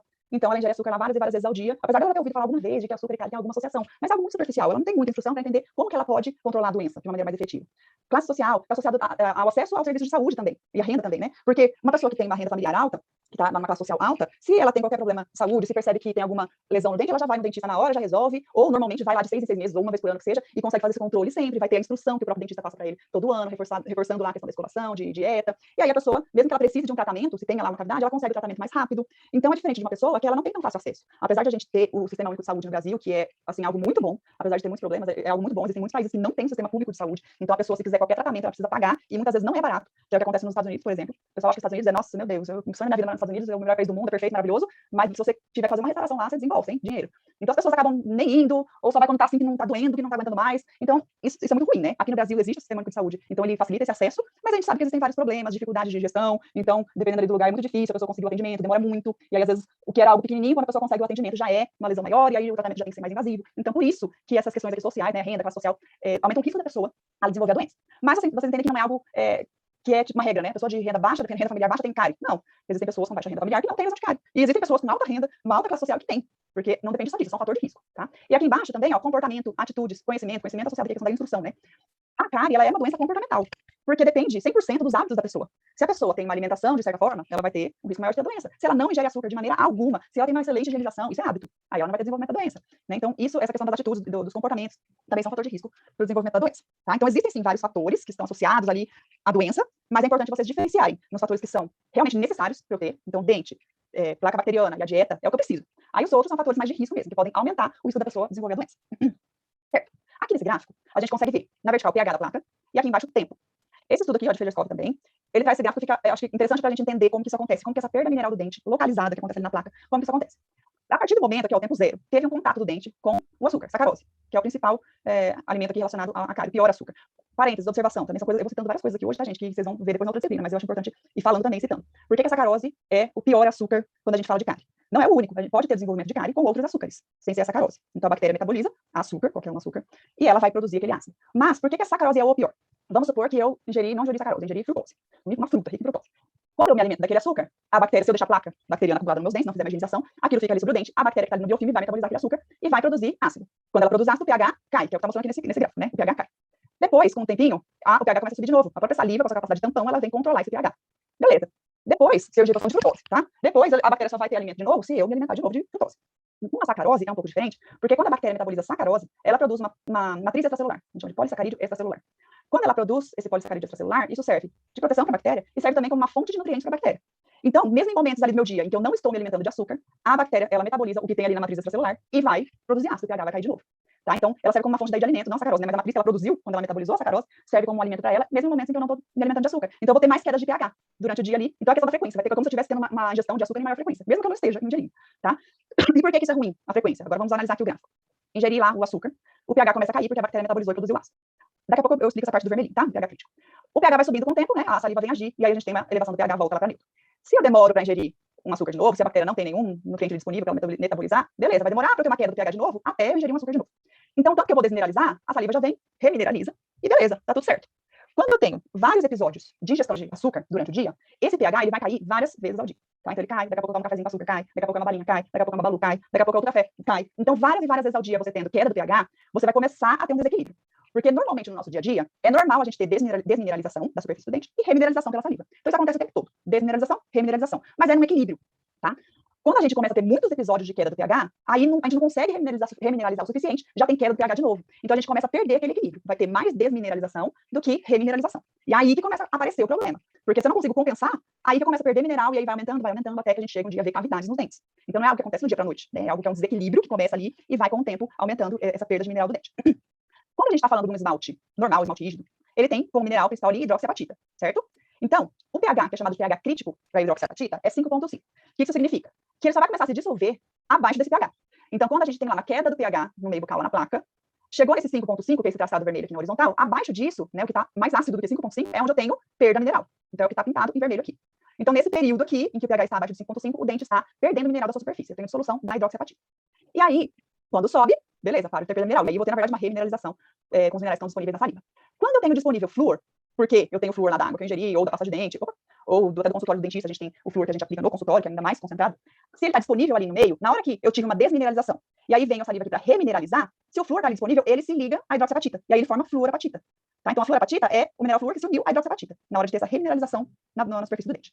O pH crítico da fluorapatita, ele é mais baixo, ele é em torno de 4,5. Então, o que isso significa? Significa que para eu ter perda mineral, quando é fluorapatita, toda hora que eu clico ele volta, meu Deus, mas eu quero que o mouse apareça. Aí. Quando tem fluorapatita, o pH ele tem que cair, ó, abaixo aqui de 4,5. Eu vou pegar até um negocinho aqui para eu desenhar, mais ou menos aqui, né, gente? Então, o pH, ele teria que cair aqui para abaixo de 4,5, desse gráfico, essa linha preta teria que vir até aqui embaixo para começar a ter perda mineral. Por isso que o flúor é tão importante, gente. Porque ele acaba fazendo com que fique mais difícil ter perda mineral do dente. Tá? Então, a gente ter a fluorapatita ali, a fluorapatita se une com o quê? Com a hidroxiapatita, DL, que é o que está escrito aqui logo acima, né? Que é o mineral presente no esmalte na dentina, normalmente, né? Então, como fica mais difícil ter perda mineral, isso ajuda no controle da doença cárie. Lógico, gente, que não é milagroso. Se a pessoa continua consumindo açúcar várias vezes ao dia, não higieniza os dentes, o pH, ele cai abaixo de 4,5 sim. Então vai ter perda mineral do mesmo jeito, tá? Mas concordo que já fica um pouco mais difícil, então ele já ajuda. E o fato de a gente ter hoje fluoretação da água, por exemplo, foi algo que contribuiu muito para ter uma queda da prevalência de cárie no Brasil. Porque antes de se ter acesso à água fluoretada, os níveis de cárie eram ainda mais altos na população em geral. Então a água fluoretada é algo que atinge a população de uma forma massiva, né? Então ajudou bastante. O professor Jaime Cury é um nome bastante importante na cariologia aqui no Brasil, Jaime Cury. E ele contribuiu muito para implementar essa política pública no Brasil, para ter a fluoretação das águas, né? Fez muitas pesquisas com flúor, para poder comprovar e levar isso aí lá para os governantes e comprovar que realmente o acesso ao flúor, né, é muito importante no controle da doença. Então, entenderam como que funciona essa questão do flúor? Estou explicando também, como eu falei, gente, superficialmente, mas para vocês já entenderem um pouco como que é isso, como que funciona, mas tem muito mais coisa que eu poderia falar, só que a gente não vai ter tempo, tá? Então, isso aí vai ficar para a disciplina de cariologia. Certo? Então, essa teoria ecológica da cárie dentária, que é proposta pelo autor Marsh em 1994, apesar de ser uma teoria antiga, né, faz vários anos que ele propôs essa teoria, ela ainda é uma teoria que é bastante aceita, que é a mais aceita. E aí talvez você também se pergunte, não tem mais nada de novo em cariologia, tudo que a gente sabe de cariologia é a mesma coisa há muitos anos e também não vai mudar. Mas na verdade não é assim. A gente ainda tem muita pesquisa com cariologia, na área de microbiologia, cárie radicular, para poder ver as diferenças, né, as bactérias são diferentes e existem pesquisas o tempo todo. Eu falo isso para vocês desde o semestre passado. Então, a gente ainda tem conhecimento novo surgindo, tá? Por isso é importante a gente sempre estar estudando. Então, eu trouxe aqui para vocês o que tem de mais atual no momento, tá? Mas eu até vou comentar que alguns conceitos antigos ainda são utilizados por muitas pessoas, porque falta essa atualização, né? Mas, enfim, essa teoria, apesar de antiga, é uma teoria atualmente aceita, que é o seguinte, é o que eu comentei até agora. A gente tem normalmente na boca um equilíbrio entre desmineralização e remineralização. Esse equilíbrio, gente, quando eu tô, né, com esse equilíbrio, é porque eu tenho uma microbiota, né, as bactérias da minha boca, elas estão em equilíbrio. Então, eu tenho várias espécies de bactéria na minha boca. Na sua boca aí tem um monte, né, milhares de bactérias. E ainda bem que tem as bactérias, senão a gente ia mofar. Ia virar fungo, porque é um dente úmido e tudo, então tem que ter bactéria mesmo. Mas elas vivem em equilíbrio. Quando tá tudo em equilíbrio, tá tudo ótimo, perfeito. Quando a gente começa a ter uma alimentação cariogênica, um consumo de açúcar em alta frequência, então a gente começa a ter mais momentos de pH baixo na boca, a gente começa a ter um desequilíbrio biológico. Porque aquelas bactérias que elas não são acidúricas nem acidogênicas, então as bactérias que não sobrevivem bem em ambiente ácido, elas começam a morrer, porque o pH está constantemente baixo e elas não suportam aquele ambiente, elas não conseguem sobreviver naquele ambiente, então elas começam a morrer. Consequentemente, as outras que são acidúricas, elas vão aumentando de quantidade. E esse já é um desequilíbrio. Então, esse desequilíbrio biológico, que é uma consequência de um hábito alimentar, isso vai levar a um desequilíbrio desre. Então, quando a gente fala desre, é desmineralização e remineralização. Não é um trava-língua, né? Parece. Então, entendem isso? Conseguem entender a lógica do processo? Primeiro, tem uma alteração de comportamento, de hábito. Né? A alimentação que vai levar a uma queda do pH do meio, isso vai levar a um desequilíbrio biológico, e aí eu vou ter mais desmineralização do que remineralização. Com isso, eu vou começar a ter lesões de cárie. Tá? Então, a lesão de cárie, que é, primeiro, inicialmente ainda não é uma cavidade, a gente vai ver como seria isso clinicamente, mas depois, se evoluir, vai chegar até uma cavidade, e isso é uma consequência de um desequilíbrio biológico. Ok? Então, isso já é importante a gente entender, porque já me traz assim, eu já começo a pensar, se o que leva à lesão de cárie é um desequilíbrio, o que eu tenho que fazer para poder controlar a doença? Eu preciso voltar ao equilíbrio, certo? Ok? Esse artigo aqui, gente, só me ajudem a lembrar que horas que é o intervalo para não passar, senão eu deixo vocês aqui até 10 horas. Vou falando de cárie. Se a aula começou 7h10, deve ser 8h20 e pouco, 8h25. Alguém responde aí, por favor, só para eu saber. 8h25 mesmo, acertei? Tá. O meu, deixa eu ver o meu relógio, porque o meu celular tá errado, meu relógio também tá errado, mas tudo bem, tá um pouquinho adiantado. Mas tá, dá pra seguir mais um pouco aqui. Quando a gente tem esse artigo aqui, agora são 8h08, né? Não tá certo, no meu computador está certo, porque eu corrigi, mas no meu celular tá 8h11, e eu não sei porquê, eu achei que isso era automático por satélite, enfim. Volta o slide, volto. Vou explicando aqui desse artigo. Esse artigo que eu coloquei ali no outro slide, eu vou colocar ele para vocês aqui no chat, porque daí vocês vão ter disponível, vou até fazer isso agora. Quem quiser ler, tem aí, vai ter o artigo, é em inglês sim, com certeza, mas uma evidência de muita qualidade, então tá aí para vocês. Este artigo, ele é de 2015, não é um artigo mais tão recente, né? Não é considerado tão atual mais, apesar de parecer que 2015 foi ontem, né, gente? Mas não foi. Ele é um artigo muito interessante, e a gente usa ainda, e acho que vai usar por muito tempo, porque ele acabou se tornando também um clássico na cariologia. Porque se você olhar pelo título, o que ele está falando? Dieta e cárie dentária. Né? Ele está falando do papel fundamental ali do açúcar, ele está reenfatizando esse papel do açúcar na doença. Parece óbvio, né? Porque como eu disse lá no começo da aula, todo mundo sabe que açúcar e cárie tem uma relação. Mas qual que é a questão? a gente estava vendo muito, e ainda vem, infelizmente, muita discussão entre dentistas, né, nas pesquisas mesmo, muita discussão assim, o que é melhor para restaurar? Antes era amálgama ou resina, a discussão foi por muitos anos essa, né? Amálgama ou resina, o que é melhor? Aí prós e contras de cada um. Hoje em dia não tem dúvida, resina é melhor, então acabou. Por isso que a gente até tirou do nosso cronograma ali uma aula prática de amálgama, porque nós compreendemos que não tem necessidade hoje em dia de vocês fazerem essa prática de amálgama. Mas vamos manter a aula teórica, porque ainda temos esse material aí permitido no Brasil, então a gente vai mostrar para vocês na teoria como é feita uma restauração de amálgama, enfim, todo passo a passo. Mas não tem mais essa discussão, porque já é muito claro que as vantagens do amálgama são assim, muito, muito piores mesmo, então a gente já não tem mais essa discussão. Mas aí tem a discussão se o que é melhor, gente, é resina ou cerâmica? O que é melhor, pino intraradicular, já em mais a parte de prótese, né? E pino metálico ou pino de fibra de vidro? Isso também já não é mais tanto uma discussão, mas aí agora a discussão é pino ou não pino? Existe uma área da odontologia, que a gente também vai conversar esse semestre um pouco sobre isso, que é a biomimética, que ela fala para não usar pino. Então, assim, tem essas discussões com relação a material, né? O que fazer, melhor forma de tratar, qual é o material que vai durar mais. Mas as pessoas não falam sobre a doença mais, parece. Né? Então, esses dois autores, eles trouxeram aqui nesse artigo justamente esse pensamento, que a gente tem que voltar a falar mais sobre aquilo que causa a doença, e voltar o nosso olhar para a prevenção. Porque a gente às vezes fica tanto falando de tratamento, mas se a gente não falar em prevenção, nunca vai parar de aparecer gente com lesão de cárie. E se você, vou até falar, se você achar que a gente então não tem que educar as pessoas, senão você não vai ter restauração para fazer, você não vai ter trabalho, pelo amor de Deus, gente, você já muda essa mentalidade agora. Porque você pode se ganhar muito dinheiro fazendo prevenção e fazendo outros tratamentos que sempre vão existir a necessidade, tá? Então a gente tem sim, é uma responsabilidade nossa como profissional da área da saúde, a gente voltar o nosso olhar para a doença e tentar tratar a doença. Então, é muito difícil a gente ver, por exemplo, num consultório particular, um dentista fazendo instrução de dieta para o paciente. Coisa que deveria ser a rotina para um paciente que tem cárie. Se o paciente tem cárie, então ele precisa mudar alguma coisa nos seus hábitos. E eu sei que isso é alimentação e higiene bucal. Então, muita gente fala, não, tem que escovar o dente melhor e tal, e pronto. Para o paciente já é adulto. Você acha que ele vai chegar na casa dele e vai saber o que ele tem que fazer de diferente? Se o seu paciente tem 40 anos, ele sempre escovou o dente de um jeito, e você falar para ele, tem que escovar melhor. Você acha que ele vai chegar em casa e ele não sabe nem como escovar diferente. Como que ele vai saber se você não ensinar? Então, a gente tem que voltar o nosso olhar para a doença, para aquilo que causa a doença, para a gente conseguir orientar os nossos pacientes, trabalhar junto com eles para controlar a doença. Isso é algo que a gente tem que fazer, é uma obrigação nossa. E a gente vai conversar isso com vocês bastante durante o semestre, no próximo semestre, para que vocês façam isso com os pacientes de vocês. Daqui a pouco falaremos mais sobre tratamento. Então, hoje em dia no Brasil, agora falando mais assim do nosso país mesmo, nós temos ainda uma alta prevalência de cárie. E por que isso acontece se existe esse conhecimento sobre a doença? Algumas coisas que eu trouxe para a gente pensar, né? O que poderia justificar essa alta prevalência de cárie? O que a gente está fazendo de errado? Uma das coisas é que a gente vê que o direcionamento das estratégias de controle da doença é normalmente em crianças, só em crianças. Então, tem, por exemplo, atividades em escolas, tanto o pessoal da graduação, né? Vocês vão lá nas escolas, nas creches, fazem atendimento nos estágios, fazem aplicação de flúor, fazem restaurações ART, fazem palestrinhas para as crianças, instrução de higiene e tal. Mas isso é ótimo, tá, gente? Não estou dizendo que não precisa, na verdade é excelente, é super importante, mas não é essa criança que precisa aprender sobre cárie. É o que eu comentei agora do exemplo, né? Um paciente de 40 anos. Se ele tem cárie e ele chegou até você, você não acha que ele também precisa, da mesma coisa que você sabe com as crianças lá, ele não precisa também de instrução para que ele consiga controlar a doença? Então a gente tem que olhar também para os adultos, também para os idosos. Existe uma característica cumulativa da cárie. Se a pessoa, desde criança, ela até resolveu palestrinha lá quando ela era criança, mas ela cresce, ela não muda os hábitos, ela vai levar aquilo, o hábito errado, digamos assim, para a vida inteira. E aí ela vai ter cárie a vida inteira. E a gente vê muito hoje em idoso cárie radicular, que é uma cárie na superfície da raiz do dente, porque a pessoa já tem problemas periodontais que levam a perda de osso alveolar, uma retração gengival, então a raiz fica exposta, e a pessoa tem esses hábitos não adequados, né, de higiene bucal, tem uma alimentação cariogênica, e aí ela desenvolve lesão de cárie até na raiz do dente. Então a gente tem que realmente olhar para os adultos também, tá? A gente pode sim e deve instruir as crianças, mas também não adianta achar que uma criança, que ouviu uma palestra lá uma vez na vida, ou uma vez por ano, que seja, se ele vai num dentista uma vez por ano, mesmo que ele vá, que seria assim já algo bom, né, porque grande parte da população não tem esse acesso uma vez por ano ao dentista, você não adianta achar também que uma instrução que você der lá, ele vai realmente, né, ter a responsabilidade, a maturidade para conseguir aplicar aquilo no seu dia a dia. Se não tem um pai e uma mãe lá para cobrar e ensinar no dia a dia a fazer isso corretamente, a criança não vai fazer, gente. Mas se você está dando instrução só para a criança, os pais dela, eles não têm esse hábito. E aí como que ele vai cobrar da criança no dia a dia? Entendem como que é um grande problema? Então a gente tem que olhar para os adultos também. Além disso, a gente também tem foco de estratégias preventivas muito baseadas no aumento do flúor. Então assim, vamos passar flúor em todo mundo. Vai para a escola e aplica flúor, faz fila de criança e flúor tópico ali, ó, em todo mundo, todo mundo, todo mundo. Aí o que a gente vai entender? Duas coisas, na verdade. Primeiro, não tem necessidade de aplicar flúor em todo mundo. Eu preciso aplicar flúor, ele vai ser vantajoso para as pessoas que estão com atividade de cárie. Né? As pessoas que não têm cárie, não têm doença cárie, não precisam de flúor. Por que elas não precisam de flúor? Porque elas estão com um equilíbrio. Não está tendo aquelas quedas constantes de pH, ela não está tendo desmineralização maior do que remineralização. Então não precisa ficar aplicando flúor nela, porque ela já está com controle ali. As pessoas que estão com a doença ativa, não, aí o flúor pode ser muito vantajoso. Além disso também, não adianta pensar que o flúor vai resolver todos os problemas. Como eu comentei lá no gráfico, né, quando eu falei da fluoratita, eu falei, o flúor sozinho não faz milagre. O pH ele ainda pode cair abaixo de 4,5, então não adianta só eu pensar em aplicar flúor achando que isso vai resolver. Tá? Eu tenho que voltar para prevenção, instrução de dieta, instrução de higiene, né? E não pensar apenas nas necessidades restauradoras, que é a consequência da doença, né? As lesões são a consequência da doença. Vai ter muitos momentos em que eu vou ter, sim, que tratar essas consequências, essas lesões. Mas eu preciso pensar em prevenção primeiro. Senão as lesões vão continuar aparecendo para sempre, tá? Esse conceito aqui, ele é um conceito antigo de doença cárie. É um conceito que talvez vocês ainda ouçam por aí, talvez ainda vejam por aí. Então, eu trago justamente por isso, assim, porque vocês vão ter certeza que vocês vão ver. Mas ele não está 100% errado, e eu vou explicar por quê, tá? Para vocês também saírem, você está errado, calma. Vou explicar por que hoje, atualmente, ele não é um conceito tão aceito, e qual seria um conceito mais atual sobre a doença cárie. Então, esse aqui, ele diz o seguinte, que é uma doença infecciosa, transmissível, de caráter multifatorial, que afeta os tecidos mineralizados dentários. Por que hoje em dia esse conceito não é mais tão aceito, e por que eles seguiam essa definição, que eu fugi da palavra aqui, essa definição antigamente, né? Em primeiro lugar, infecciosa. Se acreditava que o Streptococcus mutans, que eu comentei lá com vocês, era a bactéria que causava cárie. Então, para ter cárie, tem que ter Streptococcus mutans. Se tem Streptococcus mutans, tem cárie. Era mais ou menos isso que se acreditava. Quando a gente fala que é infecciosa, a gente pensa nisso, né? Que é um micro-organismo que causa aquela doença. Então, exemplo, Covid, né? Covid, eu preciso ter contato com aquele vírus, é o SARS-CoV-2, e ele vai levar, se eu tiver aquele vírus, eu vou desenvolver essa doença. A doença Covid. Mas, hoje em dia, a gente sabe que não é o Streptococcus mutans, né? Na verdade, outros micro-organismos podem também estar envolvidos, tá? Então, ele não é, assim, o único vilão. Transmissível. Quando eu falo transmissível, gente, é porque você transmite a doença para outra pessoa. Você transmite cárie para os outros? Se você beijar alguém na festa e a pessoa tem cárie, você vai voltar para casa com cárie? Não é assim que acontece. Com base naquilo que eu falei até agora, você já consegue entender isso. Para eu ter a doença, eu preciso daqueles hábitos, né? Eu preciso de uma dieta cariogênica e eu preciso do biofilme sobre o meu dente.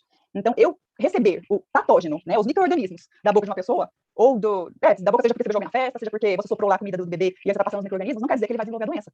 A doença não é transmissível. Os micro-organismos não. Mas, para a pessoa desenvolver a doença, ela precisa ter aquele desequilíbrio na microbiota dela. Então, não é o fato de ela ter contato com os micro-organismos que vai levar a ter a doença. Tá? Então, você não passa cárie para ninguém. E aí, teve uma menina da turma que comentou, falou, esses dias eu vi uma dentista, acho que no Instagram, que ela falou que acompanha aqui, que mora nos Estados Unidos, e aí falou que a cárie é transmissível. Eu falei, pois é, ainda tem gente que fala que a cárie é transmissível, mas não é uma doença transmissível, porque você não transmite a doença, apenas patógeno, tá? Apenas micro-organismos. Doença é multifatorial? E aí aqui tem muita gente que, meu Deus, se você falar que não é multifatorial, a pessoa parece que fica assim, nossa, apavorada. Como assim? Você tá falando que não é? Não tá 100% errado você dizer que é multifatorial, porque lembra daquele, como era o nome, de mapa mental? Que a gente tem realmente vários fatores, mas quando eu falo multifatorial, a gente entende que são vários fatores que causam a doença. E nesse caso, na doença cárie, a gente tem fatores que são determinantes, que é dieta cariogênica e biofilme localizado no dente, e os outros são fatores de risco. Aumentam o risco da pessoa a desenvolver a doença, não quer dizer que a pessoa vai ter. Então, por isso, dizer que é multifatorial já é não tão aceito, já é mais questionado hoje em dia. Isso que eu tô falando, gente, não é coisa da minha cabeça. Os cardiologistas mais renomados ao redor do mundo que dizem isso, tá? É o que tem de mais atual, os pesquisadores dessa área, e a gente tá seguindo aquilo que tá de mais recente, mais atual aqui, que é assim que a gente tem que ser, né, gente? Tem que estar ligado aí no que é mais atual. Resumindo, então, é uma doença infecciosa? Na verdade, o biofilme é o agente etiológico, não é apenas um micro-organismo, não é o Streptococcus mutans, aqui eu tô abreviado, né, S mutans, mas é Streptococcus mutans. Então, é o biofilme. É uma doença transmissível?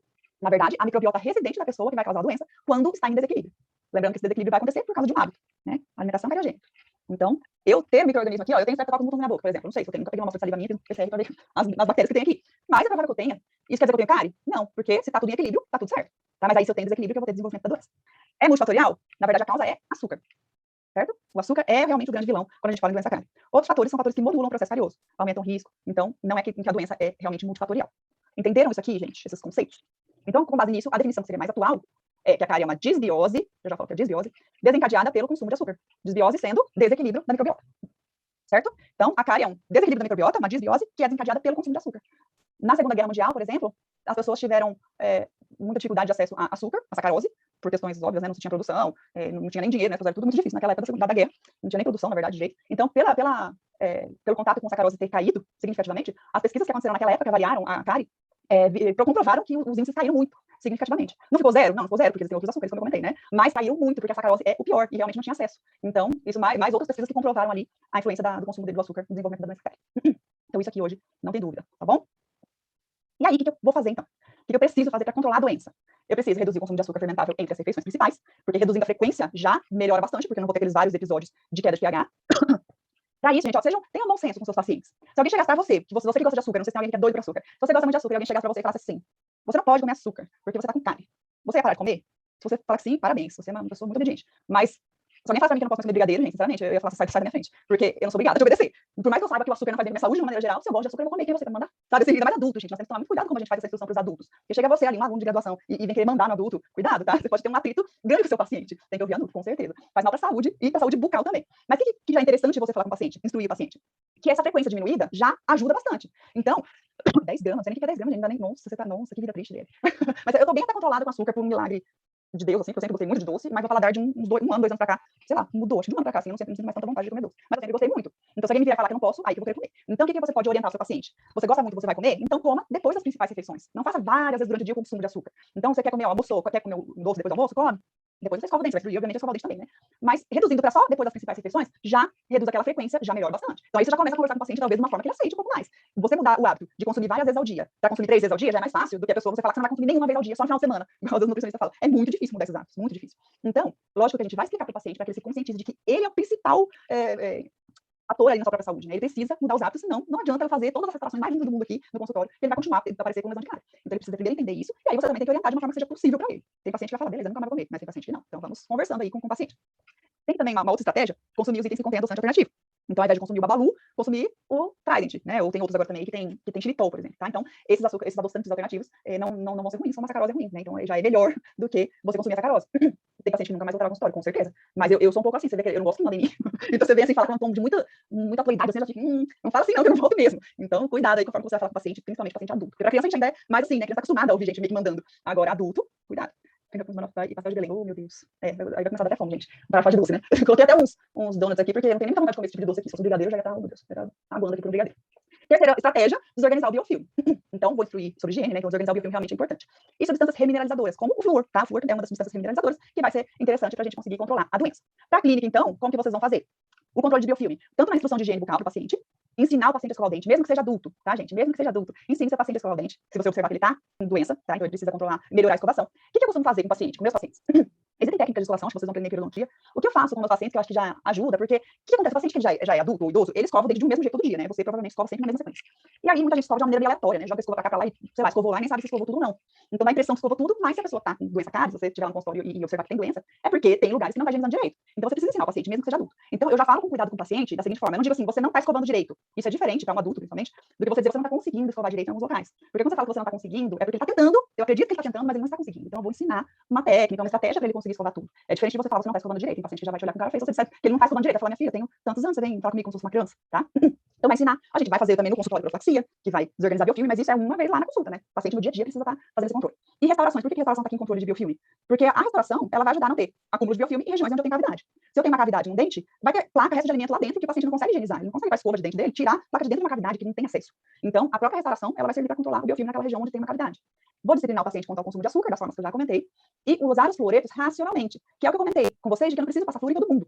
Se o paciente ele não tem atividade de cárie nenhuma, eu não preciso passar flúor. Mas, se ele tem atividade de cárie, aí sim. Aí é interessante, vai ajudar no controle da doença, tá? Pergunta. Não era gosto de brigadeiro de colher rapadura. Ai, é um brigadeiro, gente.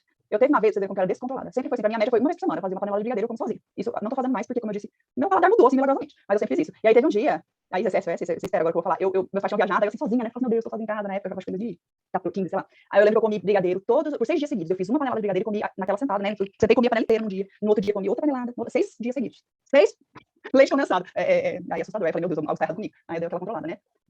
Era brigadeiro. Aí, ó, muito bom, Fernando, levem brigadeiro para a professora na primeira aula presencial. Eu gosto, gente, é um problema. Mas eu tô controlada agora. Muito bem. Eu vou ver, então, como que acontece a evolução da lesão cariosa. Ai, tá me dando intervalo, gente, já até passou, gente. Eu tô aqui falando. Vamos dar intervalo, 10 minutos, não pode dar mais que isso, senão a gente vai passar do horário do final, tá? E talvez ainda assim eu faça um pouquinho, vou tentar não. São 8h34 no relógio de vocês aí. Deixa eu ver se meu computador aqui, 8h34. Então, 8h44 a gente volta, tá, gente? 10 minutos certinho. Até já.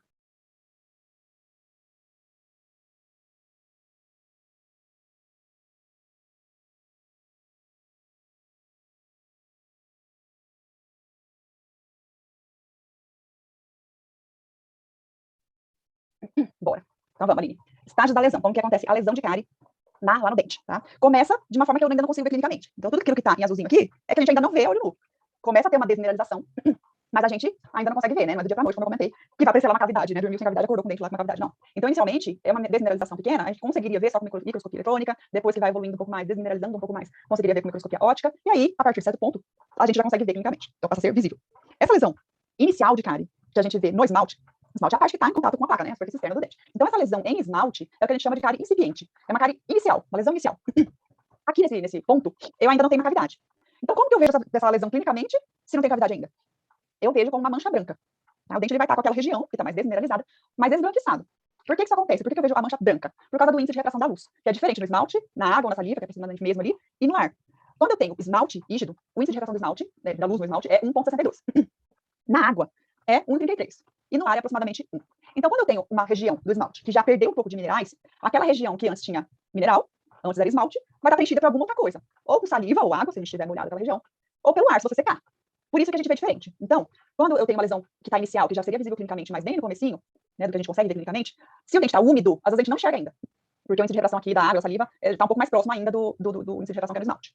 E aí a gente seca com um jato de ar ali e consegue enxergar essas lesões menorzinhas, iniciais. Porque aí o índice de refração do ar é menor e aí a gente consegue visualizar melhor. Quando começa a evoluir um pouco mais essa lesão e aí tem mais desmineralização, fica mais fácil de ver. E aí você pode conseguir visualizar mesmo quando o dente estiver úmido. Tá? Quando a gente secar, a gente consegue ver ainda mais. Mas muitas vezes a gente já vai estar enxergando essa lesão com o dente úmido, com saliva ou com água. Se a lesão continua evoluindo, se a gente não interromper o processo ali daquela doença, aquele desequilíbrio, eu vou continuar tendo mais perda mineral do que ganho. Então vai ter uma formação de cavidade e pode levar até a destruição total do dente. Certo? Então, é importante entender que em qualquer momento aqui eu consigo inativar esse processo. Aquilo que está evoluindo, evoluindo, desmineralizando, se a gente conseguir ter a alteração de hábitos aqui do paciente e controlar a doença, a atividade da doença, voltar a ter um equilíbrio da microbiota, aí a gente não vai ter mais evolução daquela lesão. Ela não vai seguir desmineralizando. Só que ela também não volta para trás. Então, a gente pode até ter uma remineralização superficial, mas se eu tenho uma mancha branca, eu vou continuar vendo uma mancha branca. Aqueles minerais perdidos, eles não vão todos ser remineralizados. O dente que tem uma cavidade, se eu interromper a atividade daquela lesão, ele não vai voltar a reconstruir as cuspidez que ele perdeu. Mas eu vou ter um aspecto diferente clinicamente. A cavidade ela vai estar inativa. E a gente vai ver qual é a diferença, tá? Do ativo e do inativo, para vocês aprenderem a fazer o diagnóstico correto. Porque vai ser muito importante fazer o diagnóstico correto. Vocês concordam que é assim fundamental? Porque se o diagnóstico for de uma lesão inativa, eu sei que a doença já foi controlada ali, pelo menos naquele dente. Então, não preciso lá fazer o paciente mudar de melhorar a escovação ali e tudo mais, porque já está escovando melhor, porque ele já conseguiu inativar uma lesão ali. Agora, se ele está com a lesão ativa, aí eu sei que eu preciso controlar a doença. Então, a gente tem que fazer esse diagnóstico da forma correta. Como que vai ser para fazer esse diagnóstico? O que eu enxergo clinicamente? Do lado esquerdo, vão escrevendo aí, quem gosta de anotar. Eu acho tão importante vocês anotar essas coisas, pode ser no começo da aula, né? Mas é importante vocês anotarem, fica mais fácil vocês gravarem. Do lado esquerdo aqui, eu tenho características de atividade de cárie, e do lado direito eu tenho características de cárie inativa. É importante ressaltar que existe uma diferença entre o paciente ter a doença ativa e ter lesões ativas. Como assim? Se o paciente ele tem lesões que estão com característica de atividade, eu sei que ele tem a doença ativa. Ele está tendo desmineralização. Então, ele está com a atividade da doença. Mas pode ser que ele tenha algumas lesões na boca que estejam inativas. Porque em algumas regiões ele está conseguindo higienizar, está higienizando melhor, e algumas não. Então, o fato de ter algumas lesões que estão inativas, eu estou falando rápido, vou até perguntar isso, gente, pra vocês, desculpa aí. Eu estou falando enquanto vocês anotam aí. Você quer terminar de anotar aí? Eu falo, só quer que eu repita o que eu estava falando? Ele. Terminar de anotar? Ótimo, espero sim, sem problema. Que até é importante vocês anotarem e ouvirem, né? Porque senão eles não acompanham. Aí eu sou assim também, se eu estou escrevendo, eu não consigo prestar atenção, ouvir. E tem um outro fluxograma que eu vou passar para vocês aqui daqui a pouco, aí nesse eu já até paro mesmo, pra vocês anotarem primeiro, e aí depois eu falo. Deu para entender aqui, né, gente, como que é esse quadro, né? Do lado esquerdo, a cárie ativa, nessa parte de cima, o que seria a característica clínica do esmalte, do lado esquerdo aqui quando está ativa, do lado direito quando está inativa. E aqui embaixo, na dentina, como que é a característica clínica da lesão ativa, e do lado direito, da lesão inativa na dentina. Quando terminar, vocês me dão ok, tá? Pra gente continuar.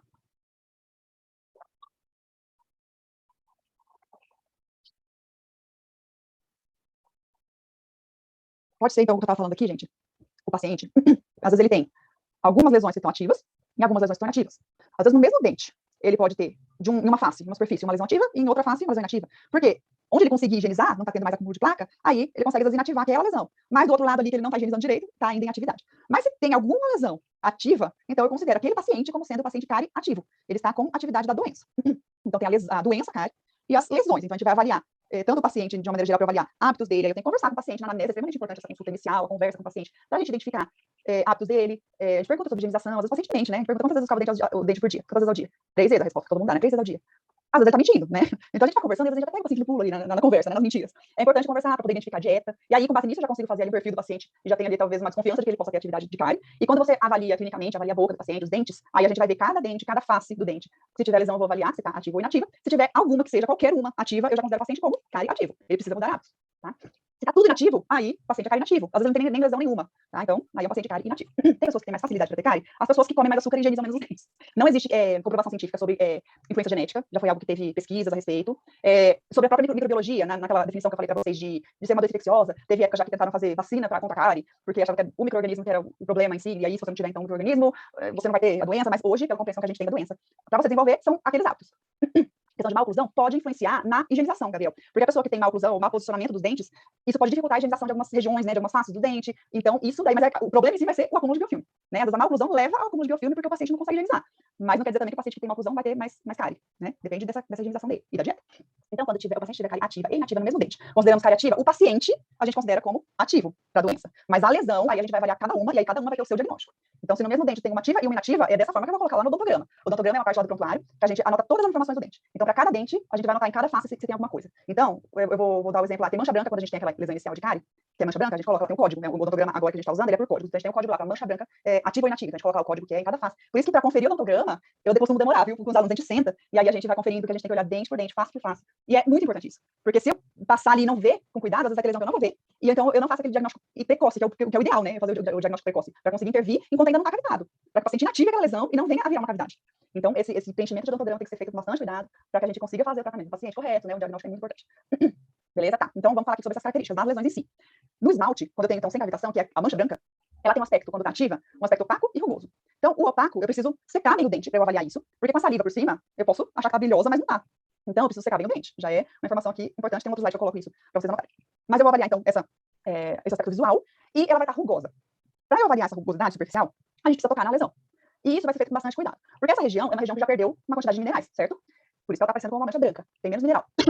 Então, se eu forçar essa região, se eu colocar muita pressão com algum instrumental ali, eu posso cavitar aquela região. Então, o que é só uma mancha branca não tem cavidade, se eu não tomar cuidado, eu posso criar uma cavidade ali. Então, por isso, quando a gente for fazer esse exame, vocês vão usar normalmente a sonda OMS, que é uma sonda que tem uma bolinha na ponta. Não é o aplicador de óxido de cálcio, tá? Mas ela também tem uma bolinha na ponta. Então, essa bolinha na ponta evita que tenha muita força, muita pressão sobre um ponto menor, que é o caso da sonda exploradora número 5, e aí evita ter um risco menor de você criar uma cavitação. E a gente tem que passar esse instrumental em cima da mancha, para poder sentir como é que ela tá, de textura. Eu costumo usar a sonda exploradora, porque eu tô acostumada, eu sempre usei, né? Na época que eu fiz a graduação, a gente não era cobrado essa sonda OMS, fomos instruídos com relação a esse risco de cavitação e tal, mas a gente sempre usou a sonda exploradora mesmo. Eu tô acostumada e eu sei a pressão que eu tenho que fazer, que eu tenho que utilizar esse instrumental. Mas para evitar esse risco mesmo, a gente vai usar sempre, vocês vão acostumar a usar desde o início já a sonda exploradora. Eu já aviso isso logo, que eu uso muito, perdão, falei, é a sonda OMS que vocês vão usar. A sonda exploradora, eu já aviso logo que eu uso, porque os alunos até assustam, né? Chegando na clínica e eu tô avaliando lá as manchas brancas com a sonda exploradora. Mas é por questão de que eu tenho esse controle mesmo. Talvez um dia vocês possam até usar a exploradora também, mas a gente sempre vai ter que tomar muito cuidado, tá? E mesmo se eu usar a exploradora, eu vou usar a lateral dela, não vou usar aquela ponta, não vou forçar, enfim. E quando ela estiver brilhosa e lisa, é porque ela está inativa. Se você estiver avaliando, estiver na dúvida, mesmo secando muito bem, você ainda não tem muita certeza, parece um pouco rugosa, mas não parece tanto, ou tá meio opaca, meio brilhosa, na dúvida, considere como ativa. Porque daí eu vou fazer algum tratamento para poder tentar inativar, né? É melhor eu tratar como ativa nesse caso, para tentar inativar, do que eu falar, não, tá inativa, aí o paciente não faz nada, não recebe instrução disso aqui, e aí às vezes estava ativa, né? Então a gente vai considerar como ativa, se estiver na dúvida. Tem a possibilidade de estar opaca e lisa? Difícil, mas igual eu falei, só se tiver essa transição. Porque também, de inativa para ativa, não é algo assim, ó, pronto, piscou, tá lisa e brilhosa, né? Tem uma transição. Então pode ser que você fique nessa dúvida mesmo. E aí, é o que eu falei, na dúvida, considere como ativa. Porque aí a gente vai fazer um tratamento, daqui a pouco eu vou falar qual vai ser. Na dentina, o aspecto clínico da dentina cariada ativa é amolecida e úmida, e a coloração é um pouco mais clara, mais amarelada, castanhada. Se ela tiver endurecida e seca, com uma coloração preta, marrom escura, aí é bem escura mesmo, é característica de inativa. Isso é importante, gente, eu entender, para eu fazer o diagnóstico correto. Até porque, tem uma coisa importante aqui, não é a cor da lesão que vai me determinar o que eu vou remover e o que eu não vou remover quando eu for restaurar. A gente vai ter uma aula em que vai falar sobre remoção seletiva de tecido cariado, e aí eu vou falar mais sobre isso, tá? Mas não é porque tá escuro que eu tenho que tirar, tá? Então você já vai começar a pensar um pouquinho nisso aí. É o que vai me determinar, o que vai ser mais importante pra mim não é a cor, mas sim a consistência. Então, igual aqui, ó, tá amolecida, eu vou remover, tá? Agora, se tiver uma consistência mais endurecida, eu não preciso remover. Lógico que existem exceções, estética, sei lá, aí eu fico, tá? Daqui a pouquinho eu mostro umas imagens, a gente pode conversar mais sobre essas situações. Mas, beleza, essa é a característica clínica, tá? De uma lesão ativa e de uma lesão inativa.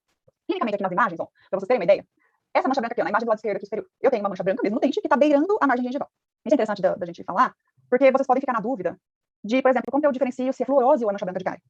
Ou existem outros defeitos de desenvolvimento do esmalte que também vão aparecer como uma mancha branca, pode ser uma aplasia de esmalte.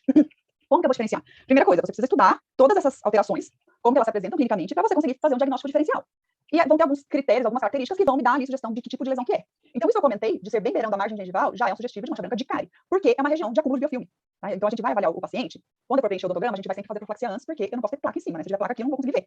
E já aconteceu de aluno chamar para eu conferir o odontograma cheio de placa, que tinha até cavidade embaixo da placa, e o aluno não viu, óbvio, porque tinha placa ali. Então, na verdade, eu nem sento mais. Se você preencheu, vem conferir o odontograma. Aí eu pergunto, fez profilaxia? Não, então eu já dou minha volta. Então faça, porque não tem como, gente, não tem condição de enxergar com sujeira, né? Então, a gente limpa muito bem. E aí, se você der uma olhada no paciente antes da profilaxia, eu acho interessante fazer. Dá uma olhada na boca dele, vê como é que tá de placa. Aí você vê, às vezes tem a placa na cervical dos dentes e tal, já dá aquela ideia que pode ter alguma coisa ali embaixo. E aí você faz a profilaxia, limpa tudinho, tira bem aquela placa, passa fio dental, porque da mesma forma que o paciente com a escova não consegue limpar os proximais, você também acha, se você achar que com a escova de Robson, com a taça de borracha vai conseguir limpar o proximal, você tá enganado. Então, vai ter que muitas vezes passar o fio dental também, limpar bem o dente. E aí você vai avaliar, e aí muitas vezes tem essa mancha branca bem aqui na cervical, que é uma região onde tinha placa acumulada. Quando tá, então, assim, bem na cervical, eu já suspeito sim, na verdade eu sei que é lesão de mancha branca de cárie. A fluorose, ela costuma ser em dentes homólogos, porque quando a pessoa, você já te dá alguma coisa sobre fluorose, deve falar em cardiologia sobre isso também, mas quando a pessoa ingere o flúor na hora que os dentes estão em formação, aí a gente vai ter desenvolvimento dessas manchas. Então, acontece normalmente nos dentes homólogos, que são os dentes que estão sendo formados ao mesmo tempo. Então vai ter lá nos dois centrais, ou nos dois laterais, as manchinhas. E normalmente, assim, no meio da vestibular, ou mais na incisal, mas na face vestibular, assim, em locais que não é o local que acumula placa, aí eu não vou desconfiar que é uma mancha branca de cárie, porque não é uma região que acumula placa. E eu sei que para ter desenvolvimento de lesão de cárie, eu preciso de placa acumulada. Então, aqui eu sei que é uma lesão de mancha branca de cárie.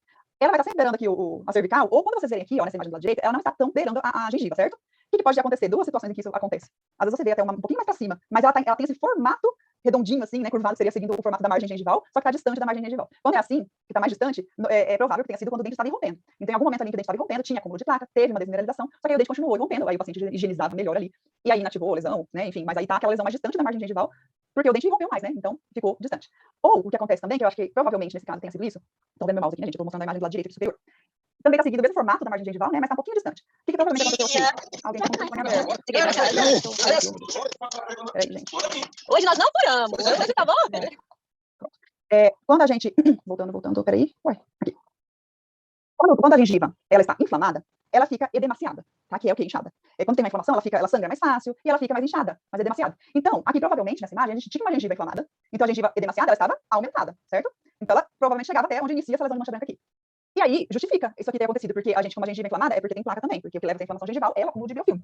Então, a gengiva inflamada seria justificada pelo biofilme, e a lesão de cárie que surgiu também ali, onde era a beirinha ali da margem gengival. Depois que o paciente começa a higienizar melhor, a gente tem redução dessa gengiva, ela volta para o seu formato, para sua posição inicial, porque ela não está mais inflamada, então ela não tem aquele edema, e aí por isso ficou essa distância aqui da mancha branca para a margem gengival, entende? Então é interessante a gente ver como que isso acontece. Aqui nesse outro dente a gente tem uma restauração de amálgama, e aqui do lado da restauração, ó, tem mancha branca.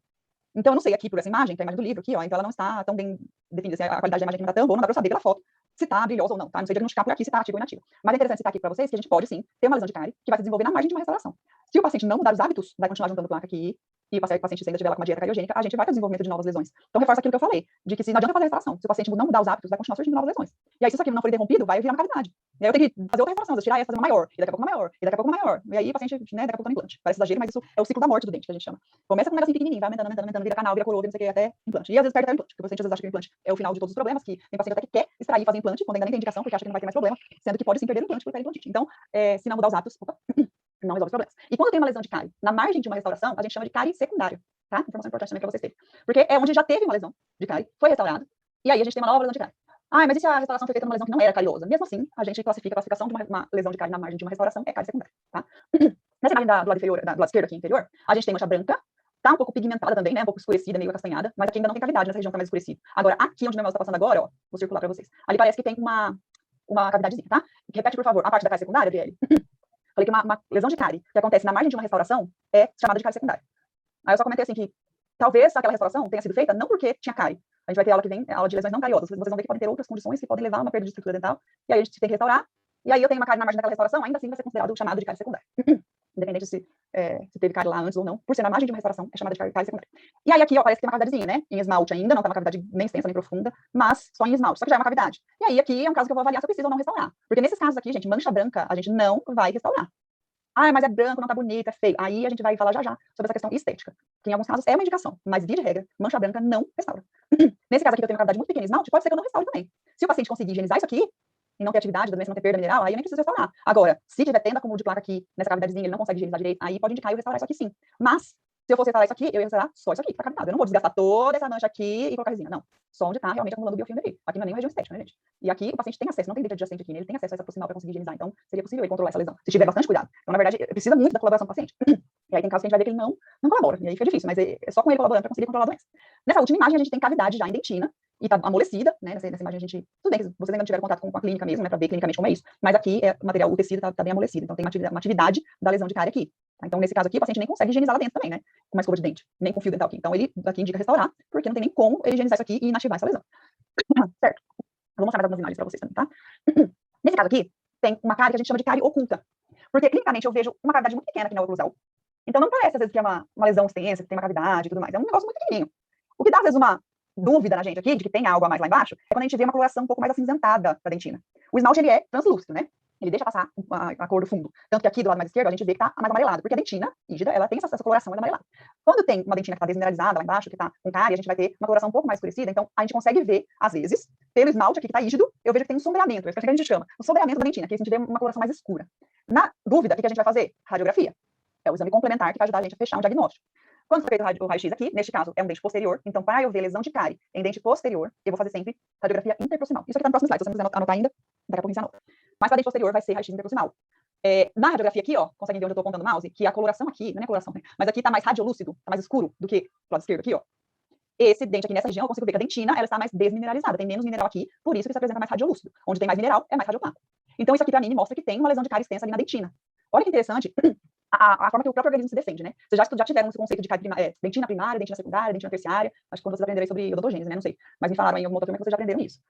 Aqui, quando você tem um estímulo agressor, o organismo ele quer proteger a polpa do dente, quer manter a vitalidade do dente. Então aqui, se vocês observarem, olha como que o corpo pulpar tá diferente. Do lado de cá ele vem até aqui, e aí, próximo da lesão, ó, não tem nem corpo pulpar, tá lá embaixo a dentina aqui, ó. Porque o organismo produziu aqui dentina terciária para poder justamente proteger a polpa. Se não tivesse isso, esse mecanismo de defesa do próprio organismo, aqui provavelmente essa lesão já teria chegado na polpa.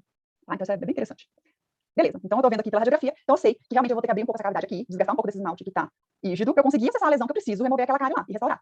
Se você não fizer isso, a lesão vai evoluir, vai chegar lá na polpa, porque eu não consigo higienizar lá dentro, né? Então, a gente vai fazer dessa forma. Às vezes você tem que desgastar um pouco de tecido rígido para conseguir acessar uma lesão e remover um tecido cariado. Agora que eu falei que estava no próximo slide, a parte da radiografia, isso é bastante importante. E muito aluno confunde, mas vocês não confundirão quando chegar lá na clínica, tá? Primeira coisa, para eu fazer um bom diagnóstico, para eu avaliar as lesões e conseguir diferenciar se está ativa ou inativa, eu já comentei isso, eu coloquei aqui por escrito para vocês escreverem, não esquecerem. Eu preciso de ter um dente limpo, meu campo, no caso, são os dentes, né? Então eu preciso do campo limpo, seco e iluminado, para enxergar, né, gente? Então, tem que estar limpo, precisa fazer profilaxia, precisa limpar o dente do paciente. Vocês não me chamem nunca na vida de vocês para conferir o odontograma, nem eu, nem nenhum professor, com dente sujo, com dente com placa. E às vezes você fala assim, não, eu fiz a profilaxia, mas na hora que a gente vai conferir, você passa a sonda assim, na cervical, sai aquela massa branca, né, aquela placa. Então, na hora que você mesmo estiver preenchendo o odontograma, você está fazendo o exame, você já tem que ver se ficou placa para trás. E aí você vai limpar, nem que seja com uma gaze, você passa ali, eu faço isso muito, rolo assim no dedo, abro a gaze, enrolo um pouquinho no dedo, passo lá distal do segundo molar, que não conseguiu limpar com a escovinha, então, limpem bem, senão a gente não enxerga, às vezes alguma coisa que tem ali embaixo, uma mancha branca, uma cavidade até. O campo tem que estar seco, para eu conseguir avaliar se está ativa ou inativa, principalmente as manchas brancas, e também para eu ver aquelas que estão muito iniciais, que com o dente úmido a gente nem consegue ver, e iluminado porque a boca é uma região escura, então você precisa de luz para enxergar. E aí a gente tem um refletor lá do equipe para conseguir ver, nos estágios aí, vocês vão ir para campo, vocês têm as lanterninhas para pôr na cabeça, na testa, enfim, para vocês conseguirem enxergar. E o exame radiográfico vai ser para dentes posteriores, sempre interproximal, bate-wing.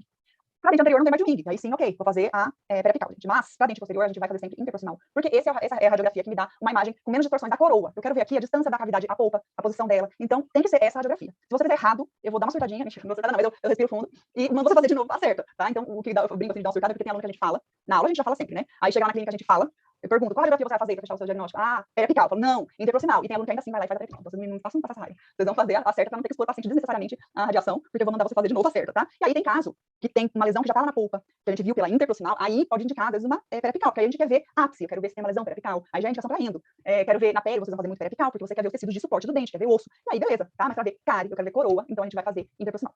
Ficou muito claro isso, né, gente? Vamos lá, agora uma parte muito importante. Como nós estamos, deixa eu ver aqui, 9h21. Não é para eu falar de compartilhar, não, mas tudo bem. Vou compartilhar de novo. 9h21, estamos no 22, estamos quase no limite aí do horário da aula. Eu vou passar um pouquinho, tá, gente? Eu preciso passar, porque senão a gente interrompe isso aqui e não vai dar certo, tá? Eu prefiro passar um pouquinho, vocês aguentam aí, depois vocês vão pro sextou de vocês.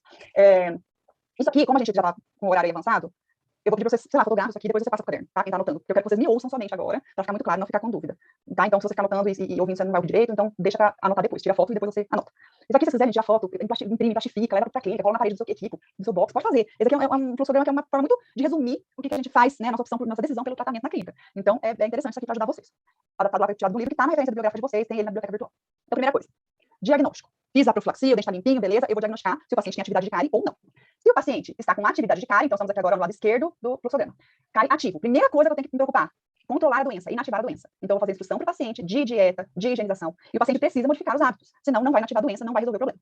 Então, essa é a primeira coisa que eu preciso me preocupar. E aí sim, eu vou pensar em tratamento das lesões. Ali na prática, na clínica, a gente pode fazer meio que ao mesmo tempo, né? Na primeira consulta, você já pode fazer a instrução, na primeira consulta a gente ainda não vai restaurar. Mas mesmo depois que você for restaurar, você pode seguir com a instrução e tal. Isso aí você vai ter que ir acompanhando mesmo o paciente para observar se ele está mudando de hábito. Mas é importante estar antes aqui do tratamento, justamente para você pensar que é o primeiro passo, que é o mais importante. Aí, beleza, eu vou fazer o tratamento das lesões. Então, eu vou avaliar se a lesão está cavitada ou não cavitada. Se for uma lesão não cavitada, o que é uma lesão não cavitada? Mancha branca. Tá? Então, uma mancha branca ativa. Então, eu avaliei clinicamente, ela está opaca e está rugosa. Então, ela está ativa, está desmineralizando. Se eu não fizer nada, vai aumentar, vai virar uma cavidade. Se o paciente não mudar os hábitos também. Então, o que eu vou fazer de tratamento aqui? Não vou restaurar. Lembra que eu comentei ali, de via de regra, não restaura mancha branca. Então, o que eu vou fazer? Para inativar aquilo ali, eu vou fazer fluoroterapia e vou controlar, porque é para ver, acompanhar o paciente e ver se ele conseguiu controlar a doença, inativar aquela lesão. Fluoroterapia, gente, o que é? Qual que é o protocolo de uma fluoroterapia? São 4 aplicações semanais de flúor, do consultório, que é mais concentrado. Então, pode ser o flúor em gel ou o flúor verniz de flúor. Eu, Paula, não gosto de verniz de flúor, porque eu acho ele melequento e não sei, não gosto. Esse flúor baratinho também não fica nada no dente, porque a ideia do verniz é ele ficar mais tempo ali naquela superfície. Mas esses baratex que vocês costumam ter, eles só faz bagunça, meleca e o paciente sai dali, escovou o dente uma vez, saiu. Então, eu gosto de aplicar o gel de flúor, tem costume, e é efetivo, tá? Então é isso. Mas estou dizendo assim que poderia ser. Se você tiver ali o verniz e quiser passar, tudo bem. O importante é que é um flúor de alta concentração. Então, eu estou aplicando uma vez, hoje, daqui uma semana eu aplico mais uma vez. Então, vão ser 4 aplicações. É um mês aplicando flúor uma vez por semana. No intervalo de uma semana em cada aplicação. Esse é o protocolo de fluoroterapia. É para ajudar a controlar a atividade da lesão, a inativar a lesão. Isso eu tenho que avaliar, né, com o tempo, para ver se realmente inativou. Então, é interessante depois de um tempo fazer uma reavaliação do odontograma para ver se a lesão que estava marcando lá como mancha branca ativa, se agora ela mudou o aspecto clínico dela. Se não mudou, então o paciente ainda não mudou nada, né? A gente tem que trabalhar com ele mais isso aí. Não vou restaurar, tá? Depois eu falo, em caso de mancha branca inativa, existe a queixa por estética, existem opções de tratamento que não sejam restauração, tá? Eu já vou falar para vocês. Se a lesão for cavitada e ativa, então já está indentina, tem uma cavidade, aí eu vou fazer restauração se, eu tenho um asterisco aqui, certo? Se enquadrar em qualquer um desses critérios aqui. Não precisa se enquadrar em todos, pode ser em qualquer um. E vou controlar para ver se o paciente realmente controlou a doença, tá? Quais são os critérios? Estão aqui do lado direito. Dor, impossibilidade de desorganização do biofilme, aquilo que eu mostrei lá na imagem do pré-molar lá com cavidade. O paciente não consegue higienizar lá dentro. Então, é uma indicação para restaurar. O paciente está com dor, porque a lesão chega na dentina, às vezes já dói. Quanto mais próximo da polpa, a polpa responde ali com o tipo de dor. Estética, sim, pode ser uma indicação para restauração. Problemas funcionais, o dente perdeu tanta estrutura que ele não está exercendo sua função. Perdeu todo o oclusal, o dente posterior, perdeu sua função, né? Então, pode ser uma indicação para restaurar. E risco à saúde e à vitalidade pulpar. Porque às vezes, se eu não restaurar, aquela lesão pode avançar e chegar na polpa, e aí o risco de realmente perder a vitalidade pulpar já é bem maior. Quando você chega na polpa, lá na lesão de cárie, atinge a polpa. Então, qualquer um desses critérios pode ser justificativa para você fazer uma restauração. Vamos lá de cá agora. Se o paciente é cárie inativo, ou seja, eu avaliei ele clinicamente, fiz profilaxia, avaliei todos os dentes, não tem nenhuma atividade de cárie. Beleza, então ele é cárie inativo. Se eu olhei a boca dele lá, todos os dentes, não tem lesão nenhuma, não tem nem mancha branca, não tem cavidade, não tem nada. O que eu vou fazer? Um grande nada. Porque o paciente já, a boca dele me diz, os dentes dele me dizem que ele tem hábitos corretos, que ele não está com uma dieta cariogênica, ou que ele controla muito bem a higiene. Mesmo que ele esteja se alimentando com açúcar, ele escova muito bem, escova logo em seguida, não está tendo acúmulo de biofilme. Então, não precisa fazer nada. Ah, eu vou aplicar um flúor só para garantir? Não precisa. Ele não tá com nenhum desequilíbrio, ele não tá tendo desmineralização, então não vai ter união desse flúor com a hidroxiapatita, não precisa, tá? Se tem lesão, aí eu vou avaliar cada lesão. Então, vou mostrar para vocês primeiro do lado direito aqui as lesões não cavitadas. Se a lesão não cavitada, ou seja, mancha branca, está inativa, o que eu vou fazer? Consulta de revisão, caso necessário. Se eu acho que é interessante o paciente voltar por algum motivo, né? Às vezes o paciente já tem outras lesões para avaliar, mas muitas vezes não vou fazer nada. Se a queixa for estética. Agora eu faço os tratamentos aqui nesse caso. Às vezes o paciente usou aparelho ortodôntico e aí naquela época não higienizava bem, ficou aquela placa acumulada ao redor do bracket, aí quando tirou o aparelho, fica aquela mancha branca. Bem ao quadrado mesmo, assim, fica bem ao redor de onde estava o bracket. Ah, incomoda muito o paciente, às vezes até tá inativa, nesse caso estou falando aqui de inativa. Tá inativa, né, não tá com atividade de cárie, porém esteticamente incomoda o paciente. Nesse caso, pode ser indicado uma restauração. Mas existem tratamentos menos invasivos, em que você não precisa pegar uma ponta de montada, desgastar aquele esmalte, aquele dente e colocar uma resina composta. Que tratamentos são esses? A gente vai falar sobre eles mais no semestre que vem, de conversão e tal, mas eu vou citar aqui para vocês, para quem tiver curiosidade, procura no Google. Um deles é microabrasão, tá? Microabrasão. E outro, infiltração resinosa. São 2 tratamentos, infiltração resinosa. 2 tratamentos bem menos invasivos, que vão levar menos desgaste da estrutura dental. E quando a gente está falando de manchas superficiais, a gente consegue um resultado estético legal. Então você vai mascarar essas lesões de mancha branca, não vai mais ver clinicamente, sem ter que desgastar demais a estrutura do dente. Se a lesão está mais profunda, a mancha já está mais profunda, aí não vai resolver com esses tratamentos. Aí sim poderia ser feita uma restauração, ok? Mas não vamos sair, mancha branca, vou restaurar, pelo amor de Deus. Quando estiver lá conferindo o odontograma, você já sabe que a resposta para o que você vai fazer nesse caso. Quando estiver conferindo o odontograma e tiver uma mancha branca inativa, você vai falar nada, tá? Se tiver uma mancha branca ativa, você vai falar fluoroterapia, instrução para o paciente. E restaurar a mancha branca ativa, se for estética, não restauro. Enquanto não inativar, enquanto eu ver que o paciente não contribuiu ali, não mudou os hábitos, eu não vou restaurar. Eu só vou restaurar, realmente, se não tiver outro jeito lá, questão estética, lesão mancha mais profunda, que não resolveu com os tratamentos menos invasivos, só se ela já estiver inativa, ok? Porque primeiro a gente tem que pensar em tratar essa doença. E lesão cavitada inativa, então tem aquela dentina endurecida, bem escurecida, o que eu faço? Ou eu posso fazer só o controle, ou eu posso fazer restauração. Mas, professora, uma cavidade eu não vou restaurar? Depende. Muitas vezes sim, tá? Normalmente sim. Porque acaba se enquadrando em um desses critérios aqui. Normalmente esse critério é estética ou função, problema funcional, porque já perdeu muita estrutura. Nunca vai ser impossibilidade de desorganização do biofilme, porque se a pessoa conseguiu inativar a lesão, é porque ela conseguiu desorganizar o biofilme, não tá tendo acúmulo de placa, concordam? Então esse não vai ser o critério. Dor também normalmente não, né? Porque ela já não tá chegando perto da polpa, é difícil. Agora, problemas funcionais e estética pode ser, tá? E quando que eu vou, então, não restaurar uma cavidade de cárie, quando ela está inativa? Eu vou dar um exemplo aqui para vocês, com uma imagem. Aqui, nesse caso, a gente tem a imagem aqui desses 4 autores, que são brasileiros, bastante famosos na cariologia. Eles colocaram essa imagem aqui, ó, de uma lesão na cervical de um dente. Aqui, pela foto, não sei, acho que é um canino. Tá desgastado aqui, mas acho que é um canino, né? Ele tá com uma lesão de uma cavidade na dentina, endurecida, bem escurecida. Consegue ver que realmente fica preto, bem escurecido, ou marrom bem escuro. Nesse caso, então, está inativa, eu sei que o paciente está higienizando corretamente, não está tendo acúmulo de biofilme. Aqui, eu tenho dor? Não, o paciente não tem dor. Tem possibilidade de desorganização do biofilme? Também não, pelo que eu acabei de falar, tá inativa, né? O paciente está conseguindo higienizar. Estética? Esse paciente pode ser que não seja um problema, porque não aparece no sorriso, tá lá na cervical. Imagina que é na cervical do pré-molar ou do molar também, que daí não aparece mesmo. Mas mesmo que seja um canino, para alguns pacientes não aparece quando sorri. E o paciente não se incomoda de estar ali, de saber que aquele escuro tá ali. Não tem problema funcional, porque não tá atrapalhando em nada a função do dente, a localização dessa lesão, dessa cavidade. E não tá colocando em risco a saúde pulmonar. Então eu poderia simplesmente deixar assim. Parece estranho, né? Nessa cabeça, você fala, meu Deus, não vou deixar esse negócio preto. Mas sim, pode ser deixada essa cavidade ali, porque não teria uma justificativa para restaurar. Agora, tem casos que mesmo não aparecendo no sorriso, o paciente se incomoda. Ele acha feio, ele não quer ficar com esse preto aqui. E aí você pode restaurar por indicação estética. Entenderam? Só pra vocês entenderem que não tem essa obrigatoriedade de restaurar só por ser cavidade. Quase terminando, gente. Vai um pouquinho comigo. Aqui, para mostrar para vocês uma questão também importante, de que eu comentei lá atrás, que a cor não vai ser o que vai determinar pra gente que eu preciso de remover tecido, desgastar. E sim a consistência. Na aula de remoção de tecido cariado, a gente vai falar bastante sobre isso. Aqui, se eu tenho tecido que está endurecido, e é que a cor me diz que está inativa, né? Bem escurecido. Aí eu vou ver a consistência também. Mas tá endurecido. Eu preciso desgastar isso aqui, ó. Chegou na dentina rígida aqui. Aí lá, não satisfeito, ainda lá no fundo, que nem ia aparecer na restauração, ainda desgastou lá no fundo. Isso aqui, gente, não vamos fazer. Tá? Eu não vou desgastar só porque tá escuro, tá me incomodando esteticamente. Ok? O que vai me dizer que eu tenho que desgastar vai ser a consistência. Então, a gente vai falar sobre isso na aula de remoção do tecido cariado. Eu queria trazer pra vocês só pra deixar já com a pulga atrás da orelha. Porque é uma tendência vocês olharem o escuro e já querer desgastar tudo. Não façam isso. Aqui, só pra reforçar com vocês a questão de higienização antes de preencher o odontograma. Então, aqui tá cheio de placa, tem saliva também, então você não consegue nem ver direito. Mas tinha cavidade aqui, então dá pra ver um pouquinho, mas não dá pra ver direito. Então, se não higienizar direito, muitas vezes pode passar coisa grande despercebido. E aqui, ó, por exemplo, nesse premolar, 25, na distal, ó, eu tenho cavidade. Aqui o paciente não consegue higienizar, né? Então, indicação clara pra restauração. Por que não tá higienizando? Porque coloca risco de qualidade pulpar, porque essa lesão vai avançar, tá? Então, indicação pra restaurar. Aqui na oclusal do 24, tá um pouquinho, a cor um pouquinho mais escura, mas isso aqui não é cárie. Aqui também, ó, bem no sulco do canino, do 23. Tá vendo? Tá um pouquinho mais escurecidinho? Isso não é cárie, isso é uma pigmentação do sulco. Na lingual do 22, pode ser que tenha uma cavidade, pela foto aqui eu não tenho certeza. Tá? Então, se eu tiver também na dúvida, se clinicamente eu fico na dúvida, igual vamos olhar o 12, tá meio acinzentado, parece o símbolo aqui, né? Então, talvez tenha uma lesão de cárie oculta aqui. Eu vou fazer a radiografia pra tirar a prova de tirar a dúvida. Nesse caso, é o dente anterior, então eu vou fazer a pré-apical mesmo. Mas se fosse posterior, interproximal. Aqui no 16, gente, olha como que o suco da oclusal tá pigmentado. Isso aqui nem é cárie também, tá? Clinicamente vocês vão avaliar, vão secar, aqui tá com saliva também, não tá dando pra ver também, né? Secando ajuda a gente a enxergar melhor, fazer um bom diagnóstico. Mas a gente tem que tomar cuidado pra não olhar qualquer coisa que tá escurinha, tá com uma cor diferente, já colocar com cárie, e pior ainda, já restaurar. Porque tem muito dentista que faz isso, infelizmente, a gente vê. E é um crime, tá, gente? É um crime vocês gastar dente rígido, isso aqui é dente rígido. Então, acontece muito, infelizmente, vocês não vão ser esses dentistas, vocês vão aprender muito bem fazendo diagnóstico pra não fazer essas atrocidades. Mas acontece. Aqui a gente vê lesões de cárie.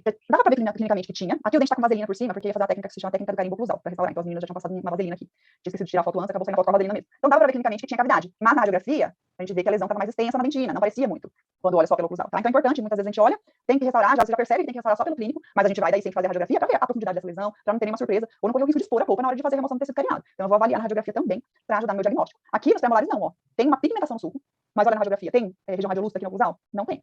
Não tem cárie aqui. estranho para algumas pessoas, às vezes, no começo, assim, olhar e falar, não, mas, cara, não, pigmentação. Isso acontece por causa de alimentação. Fumantes tem muita pigmentação também. Então, a gente vai avaliar clinicamente e vai avaliar a radiografia para a gente fechar um correto diagnóstico e não sair desgastando coisa que não precisa. Para fechar agora de verdade, o último slide. Nosso objetivo, gente, é fazer prevenção primária, é fazer diagnóstico precoce. A gente acompanhar o paciente, ver que ele não tem nada e simplesmente tentar manter aquele equilíbrio fisiológico. Então, o paciente que vai que seja uma vez por ano no dentista, se ele não tem nada de cárie, ele pode ter uma vez por ano. Porque ele tem um equilíbrio, e eu quero acompanhar, e por isso é importante o acompanhamento, para a gente ver se está tudo certo, se realmente não tem nenhuma lesão e manter esse equilíbrio. Quando o paciente vai anualmente, a gente às vezes consegue diagnosticar precocemente algumas lesões. Mancha branca. Achei uma mancha branca ali, está ativa, já é a hora de fazer fluidoterapia, instrução para o paciente, para ele mudar os hábitos e não chegar a virar uma cavidade. Se eu faço diagnóstico precoce, é muito melhor para o paciente, do que se ele chega depois aqui, quando já tem uma cavidade, e aí já é um diagnóstico tardio. Então, quando eu faço um diagnóstico precoce, o tratamento ainda é não operatório, é só fluidoterapia, é só instrução, e a gente vai acompanhando esse paciente. Agora, quando já tem cavidade, aí o tratamento muitas vezes vai ser operatório. E aí, restauração, dependendo do caso, já é tratamento endodôntico, porque já teve um comprometimento pulpar irreversível, e às vezes até perda do dente. Tá? Então, pra gente controlar a doença cárie, eu nem gosto de falar das cáries, porque pra mim é a doença cárie. E aí eu tenho as lesões de cárie. O paciente não tem 10 cáries, ele tem 10 lesões de cárie, da mesma forma que o paciente não tem várias cataporas no corpo. Ele tem a doença catapora e tem várias, né, feridinhas, como chama, as pintinhas que ficam, as bolinhas vermelhas no corpo. Então, o controle das lesões de cárie, o controle da doença, a gente vai tentar sempre fazer um diagnóstico precoce. Por isso a gente reforça para o paciente a importância de acompanhamento e de consultas de rotina. Ok? Dei uma corridinha agora no final para não deixar vocês assim, muito, passar muito do horário, gente, mas passei um pouquinho aí, vocês me desculpem. Me digam se ficou claro para vocês isso. Gostaram? Que bom. Agora vocês já são um pouquinho mais dentistas, ó, tá entendendo mais de cardiologia? É um passo importantíssimo.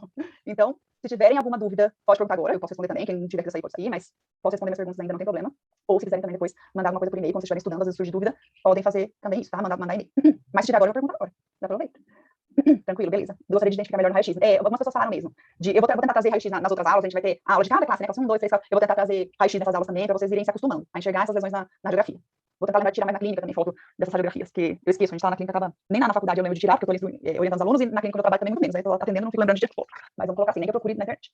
Beleza, então, gente, muito bom estar com vocês aqui essa noite, espero que tenham gostado mesmo, tenham entendido, tá? E aí, semana que vem, outro assunto, lesões não cariosas, mudar um pouco o foco. Beleza? Boa noite pra vocês, bom final de semana, descansem, aproveitem, e até semana que vem.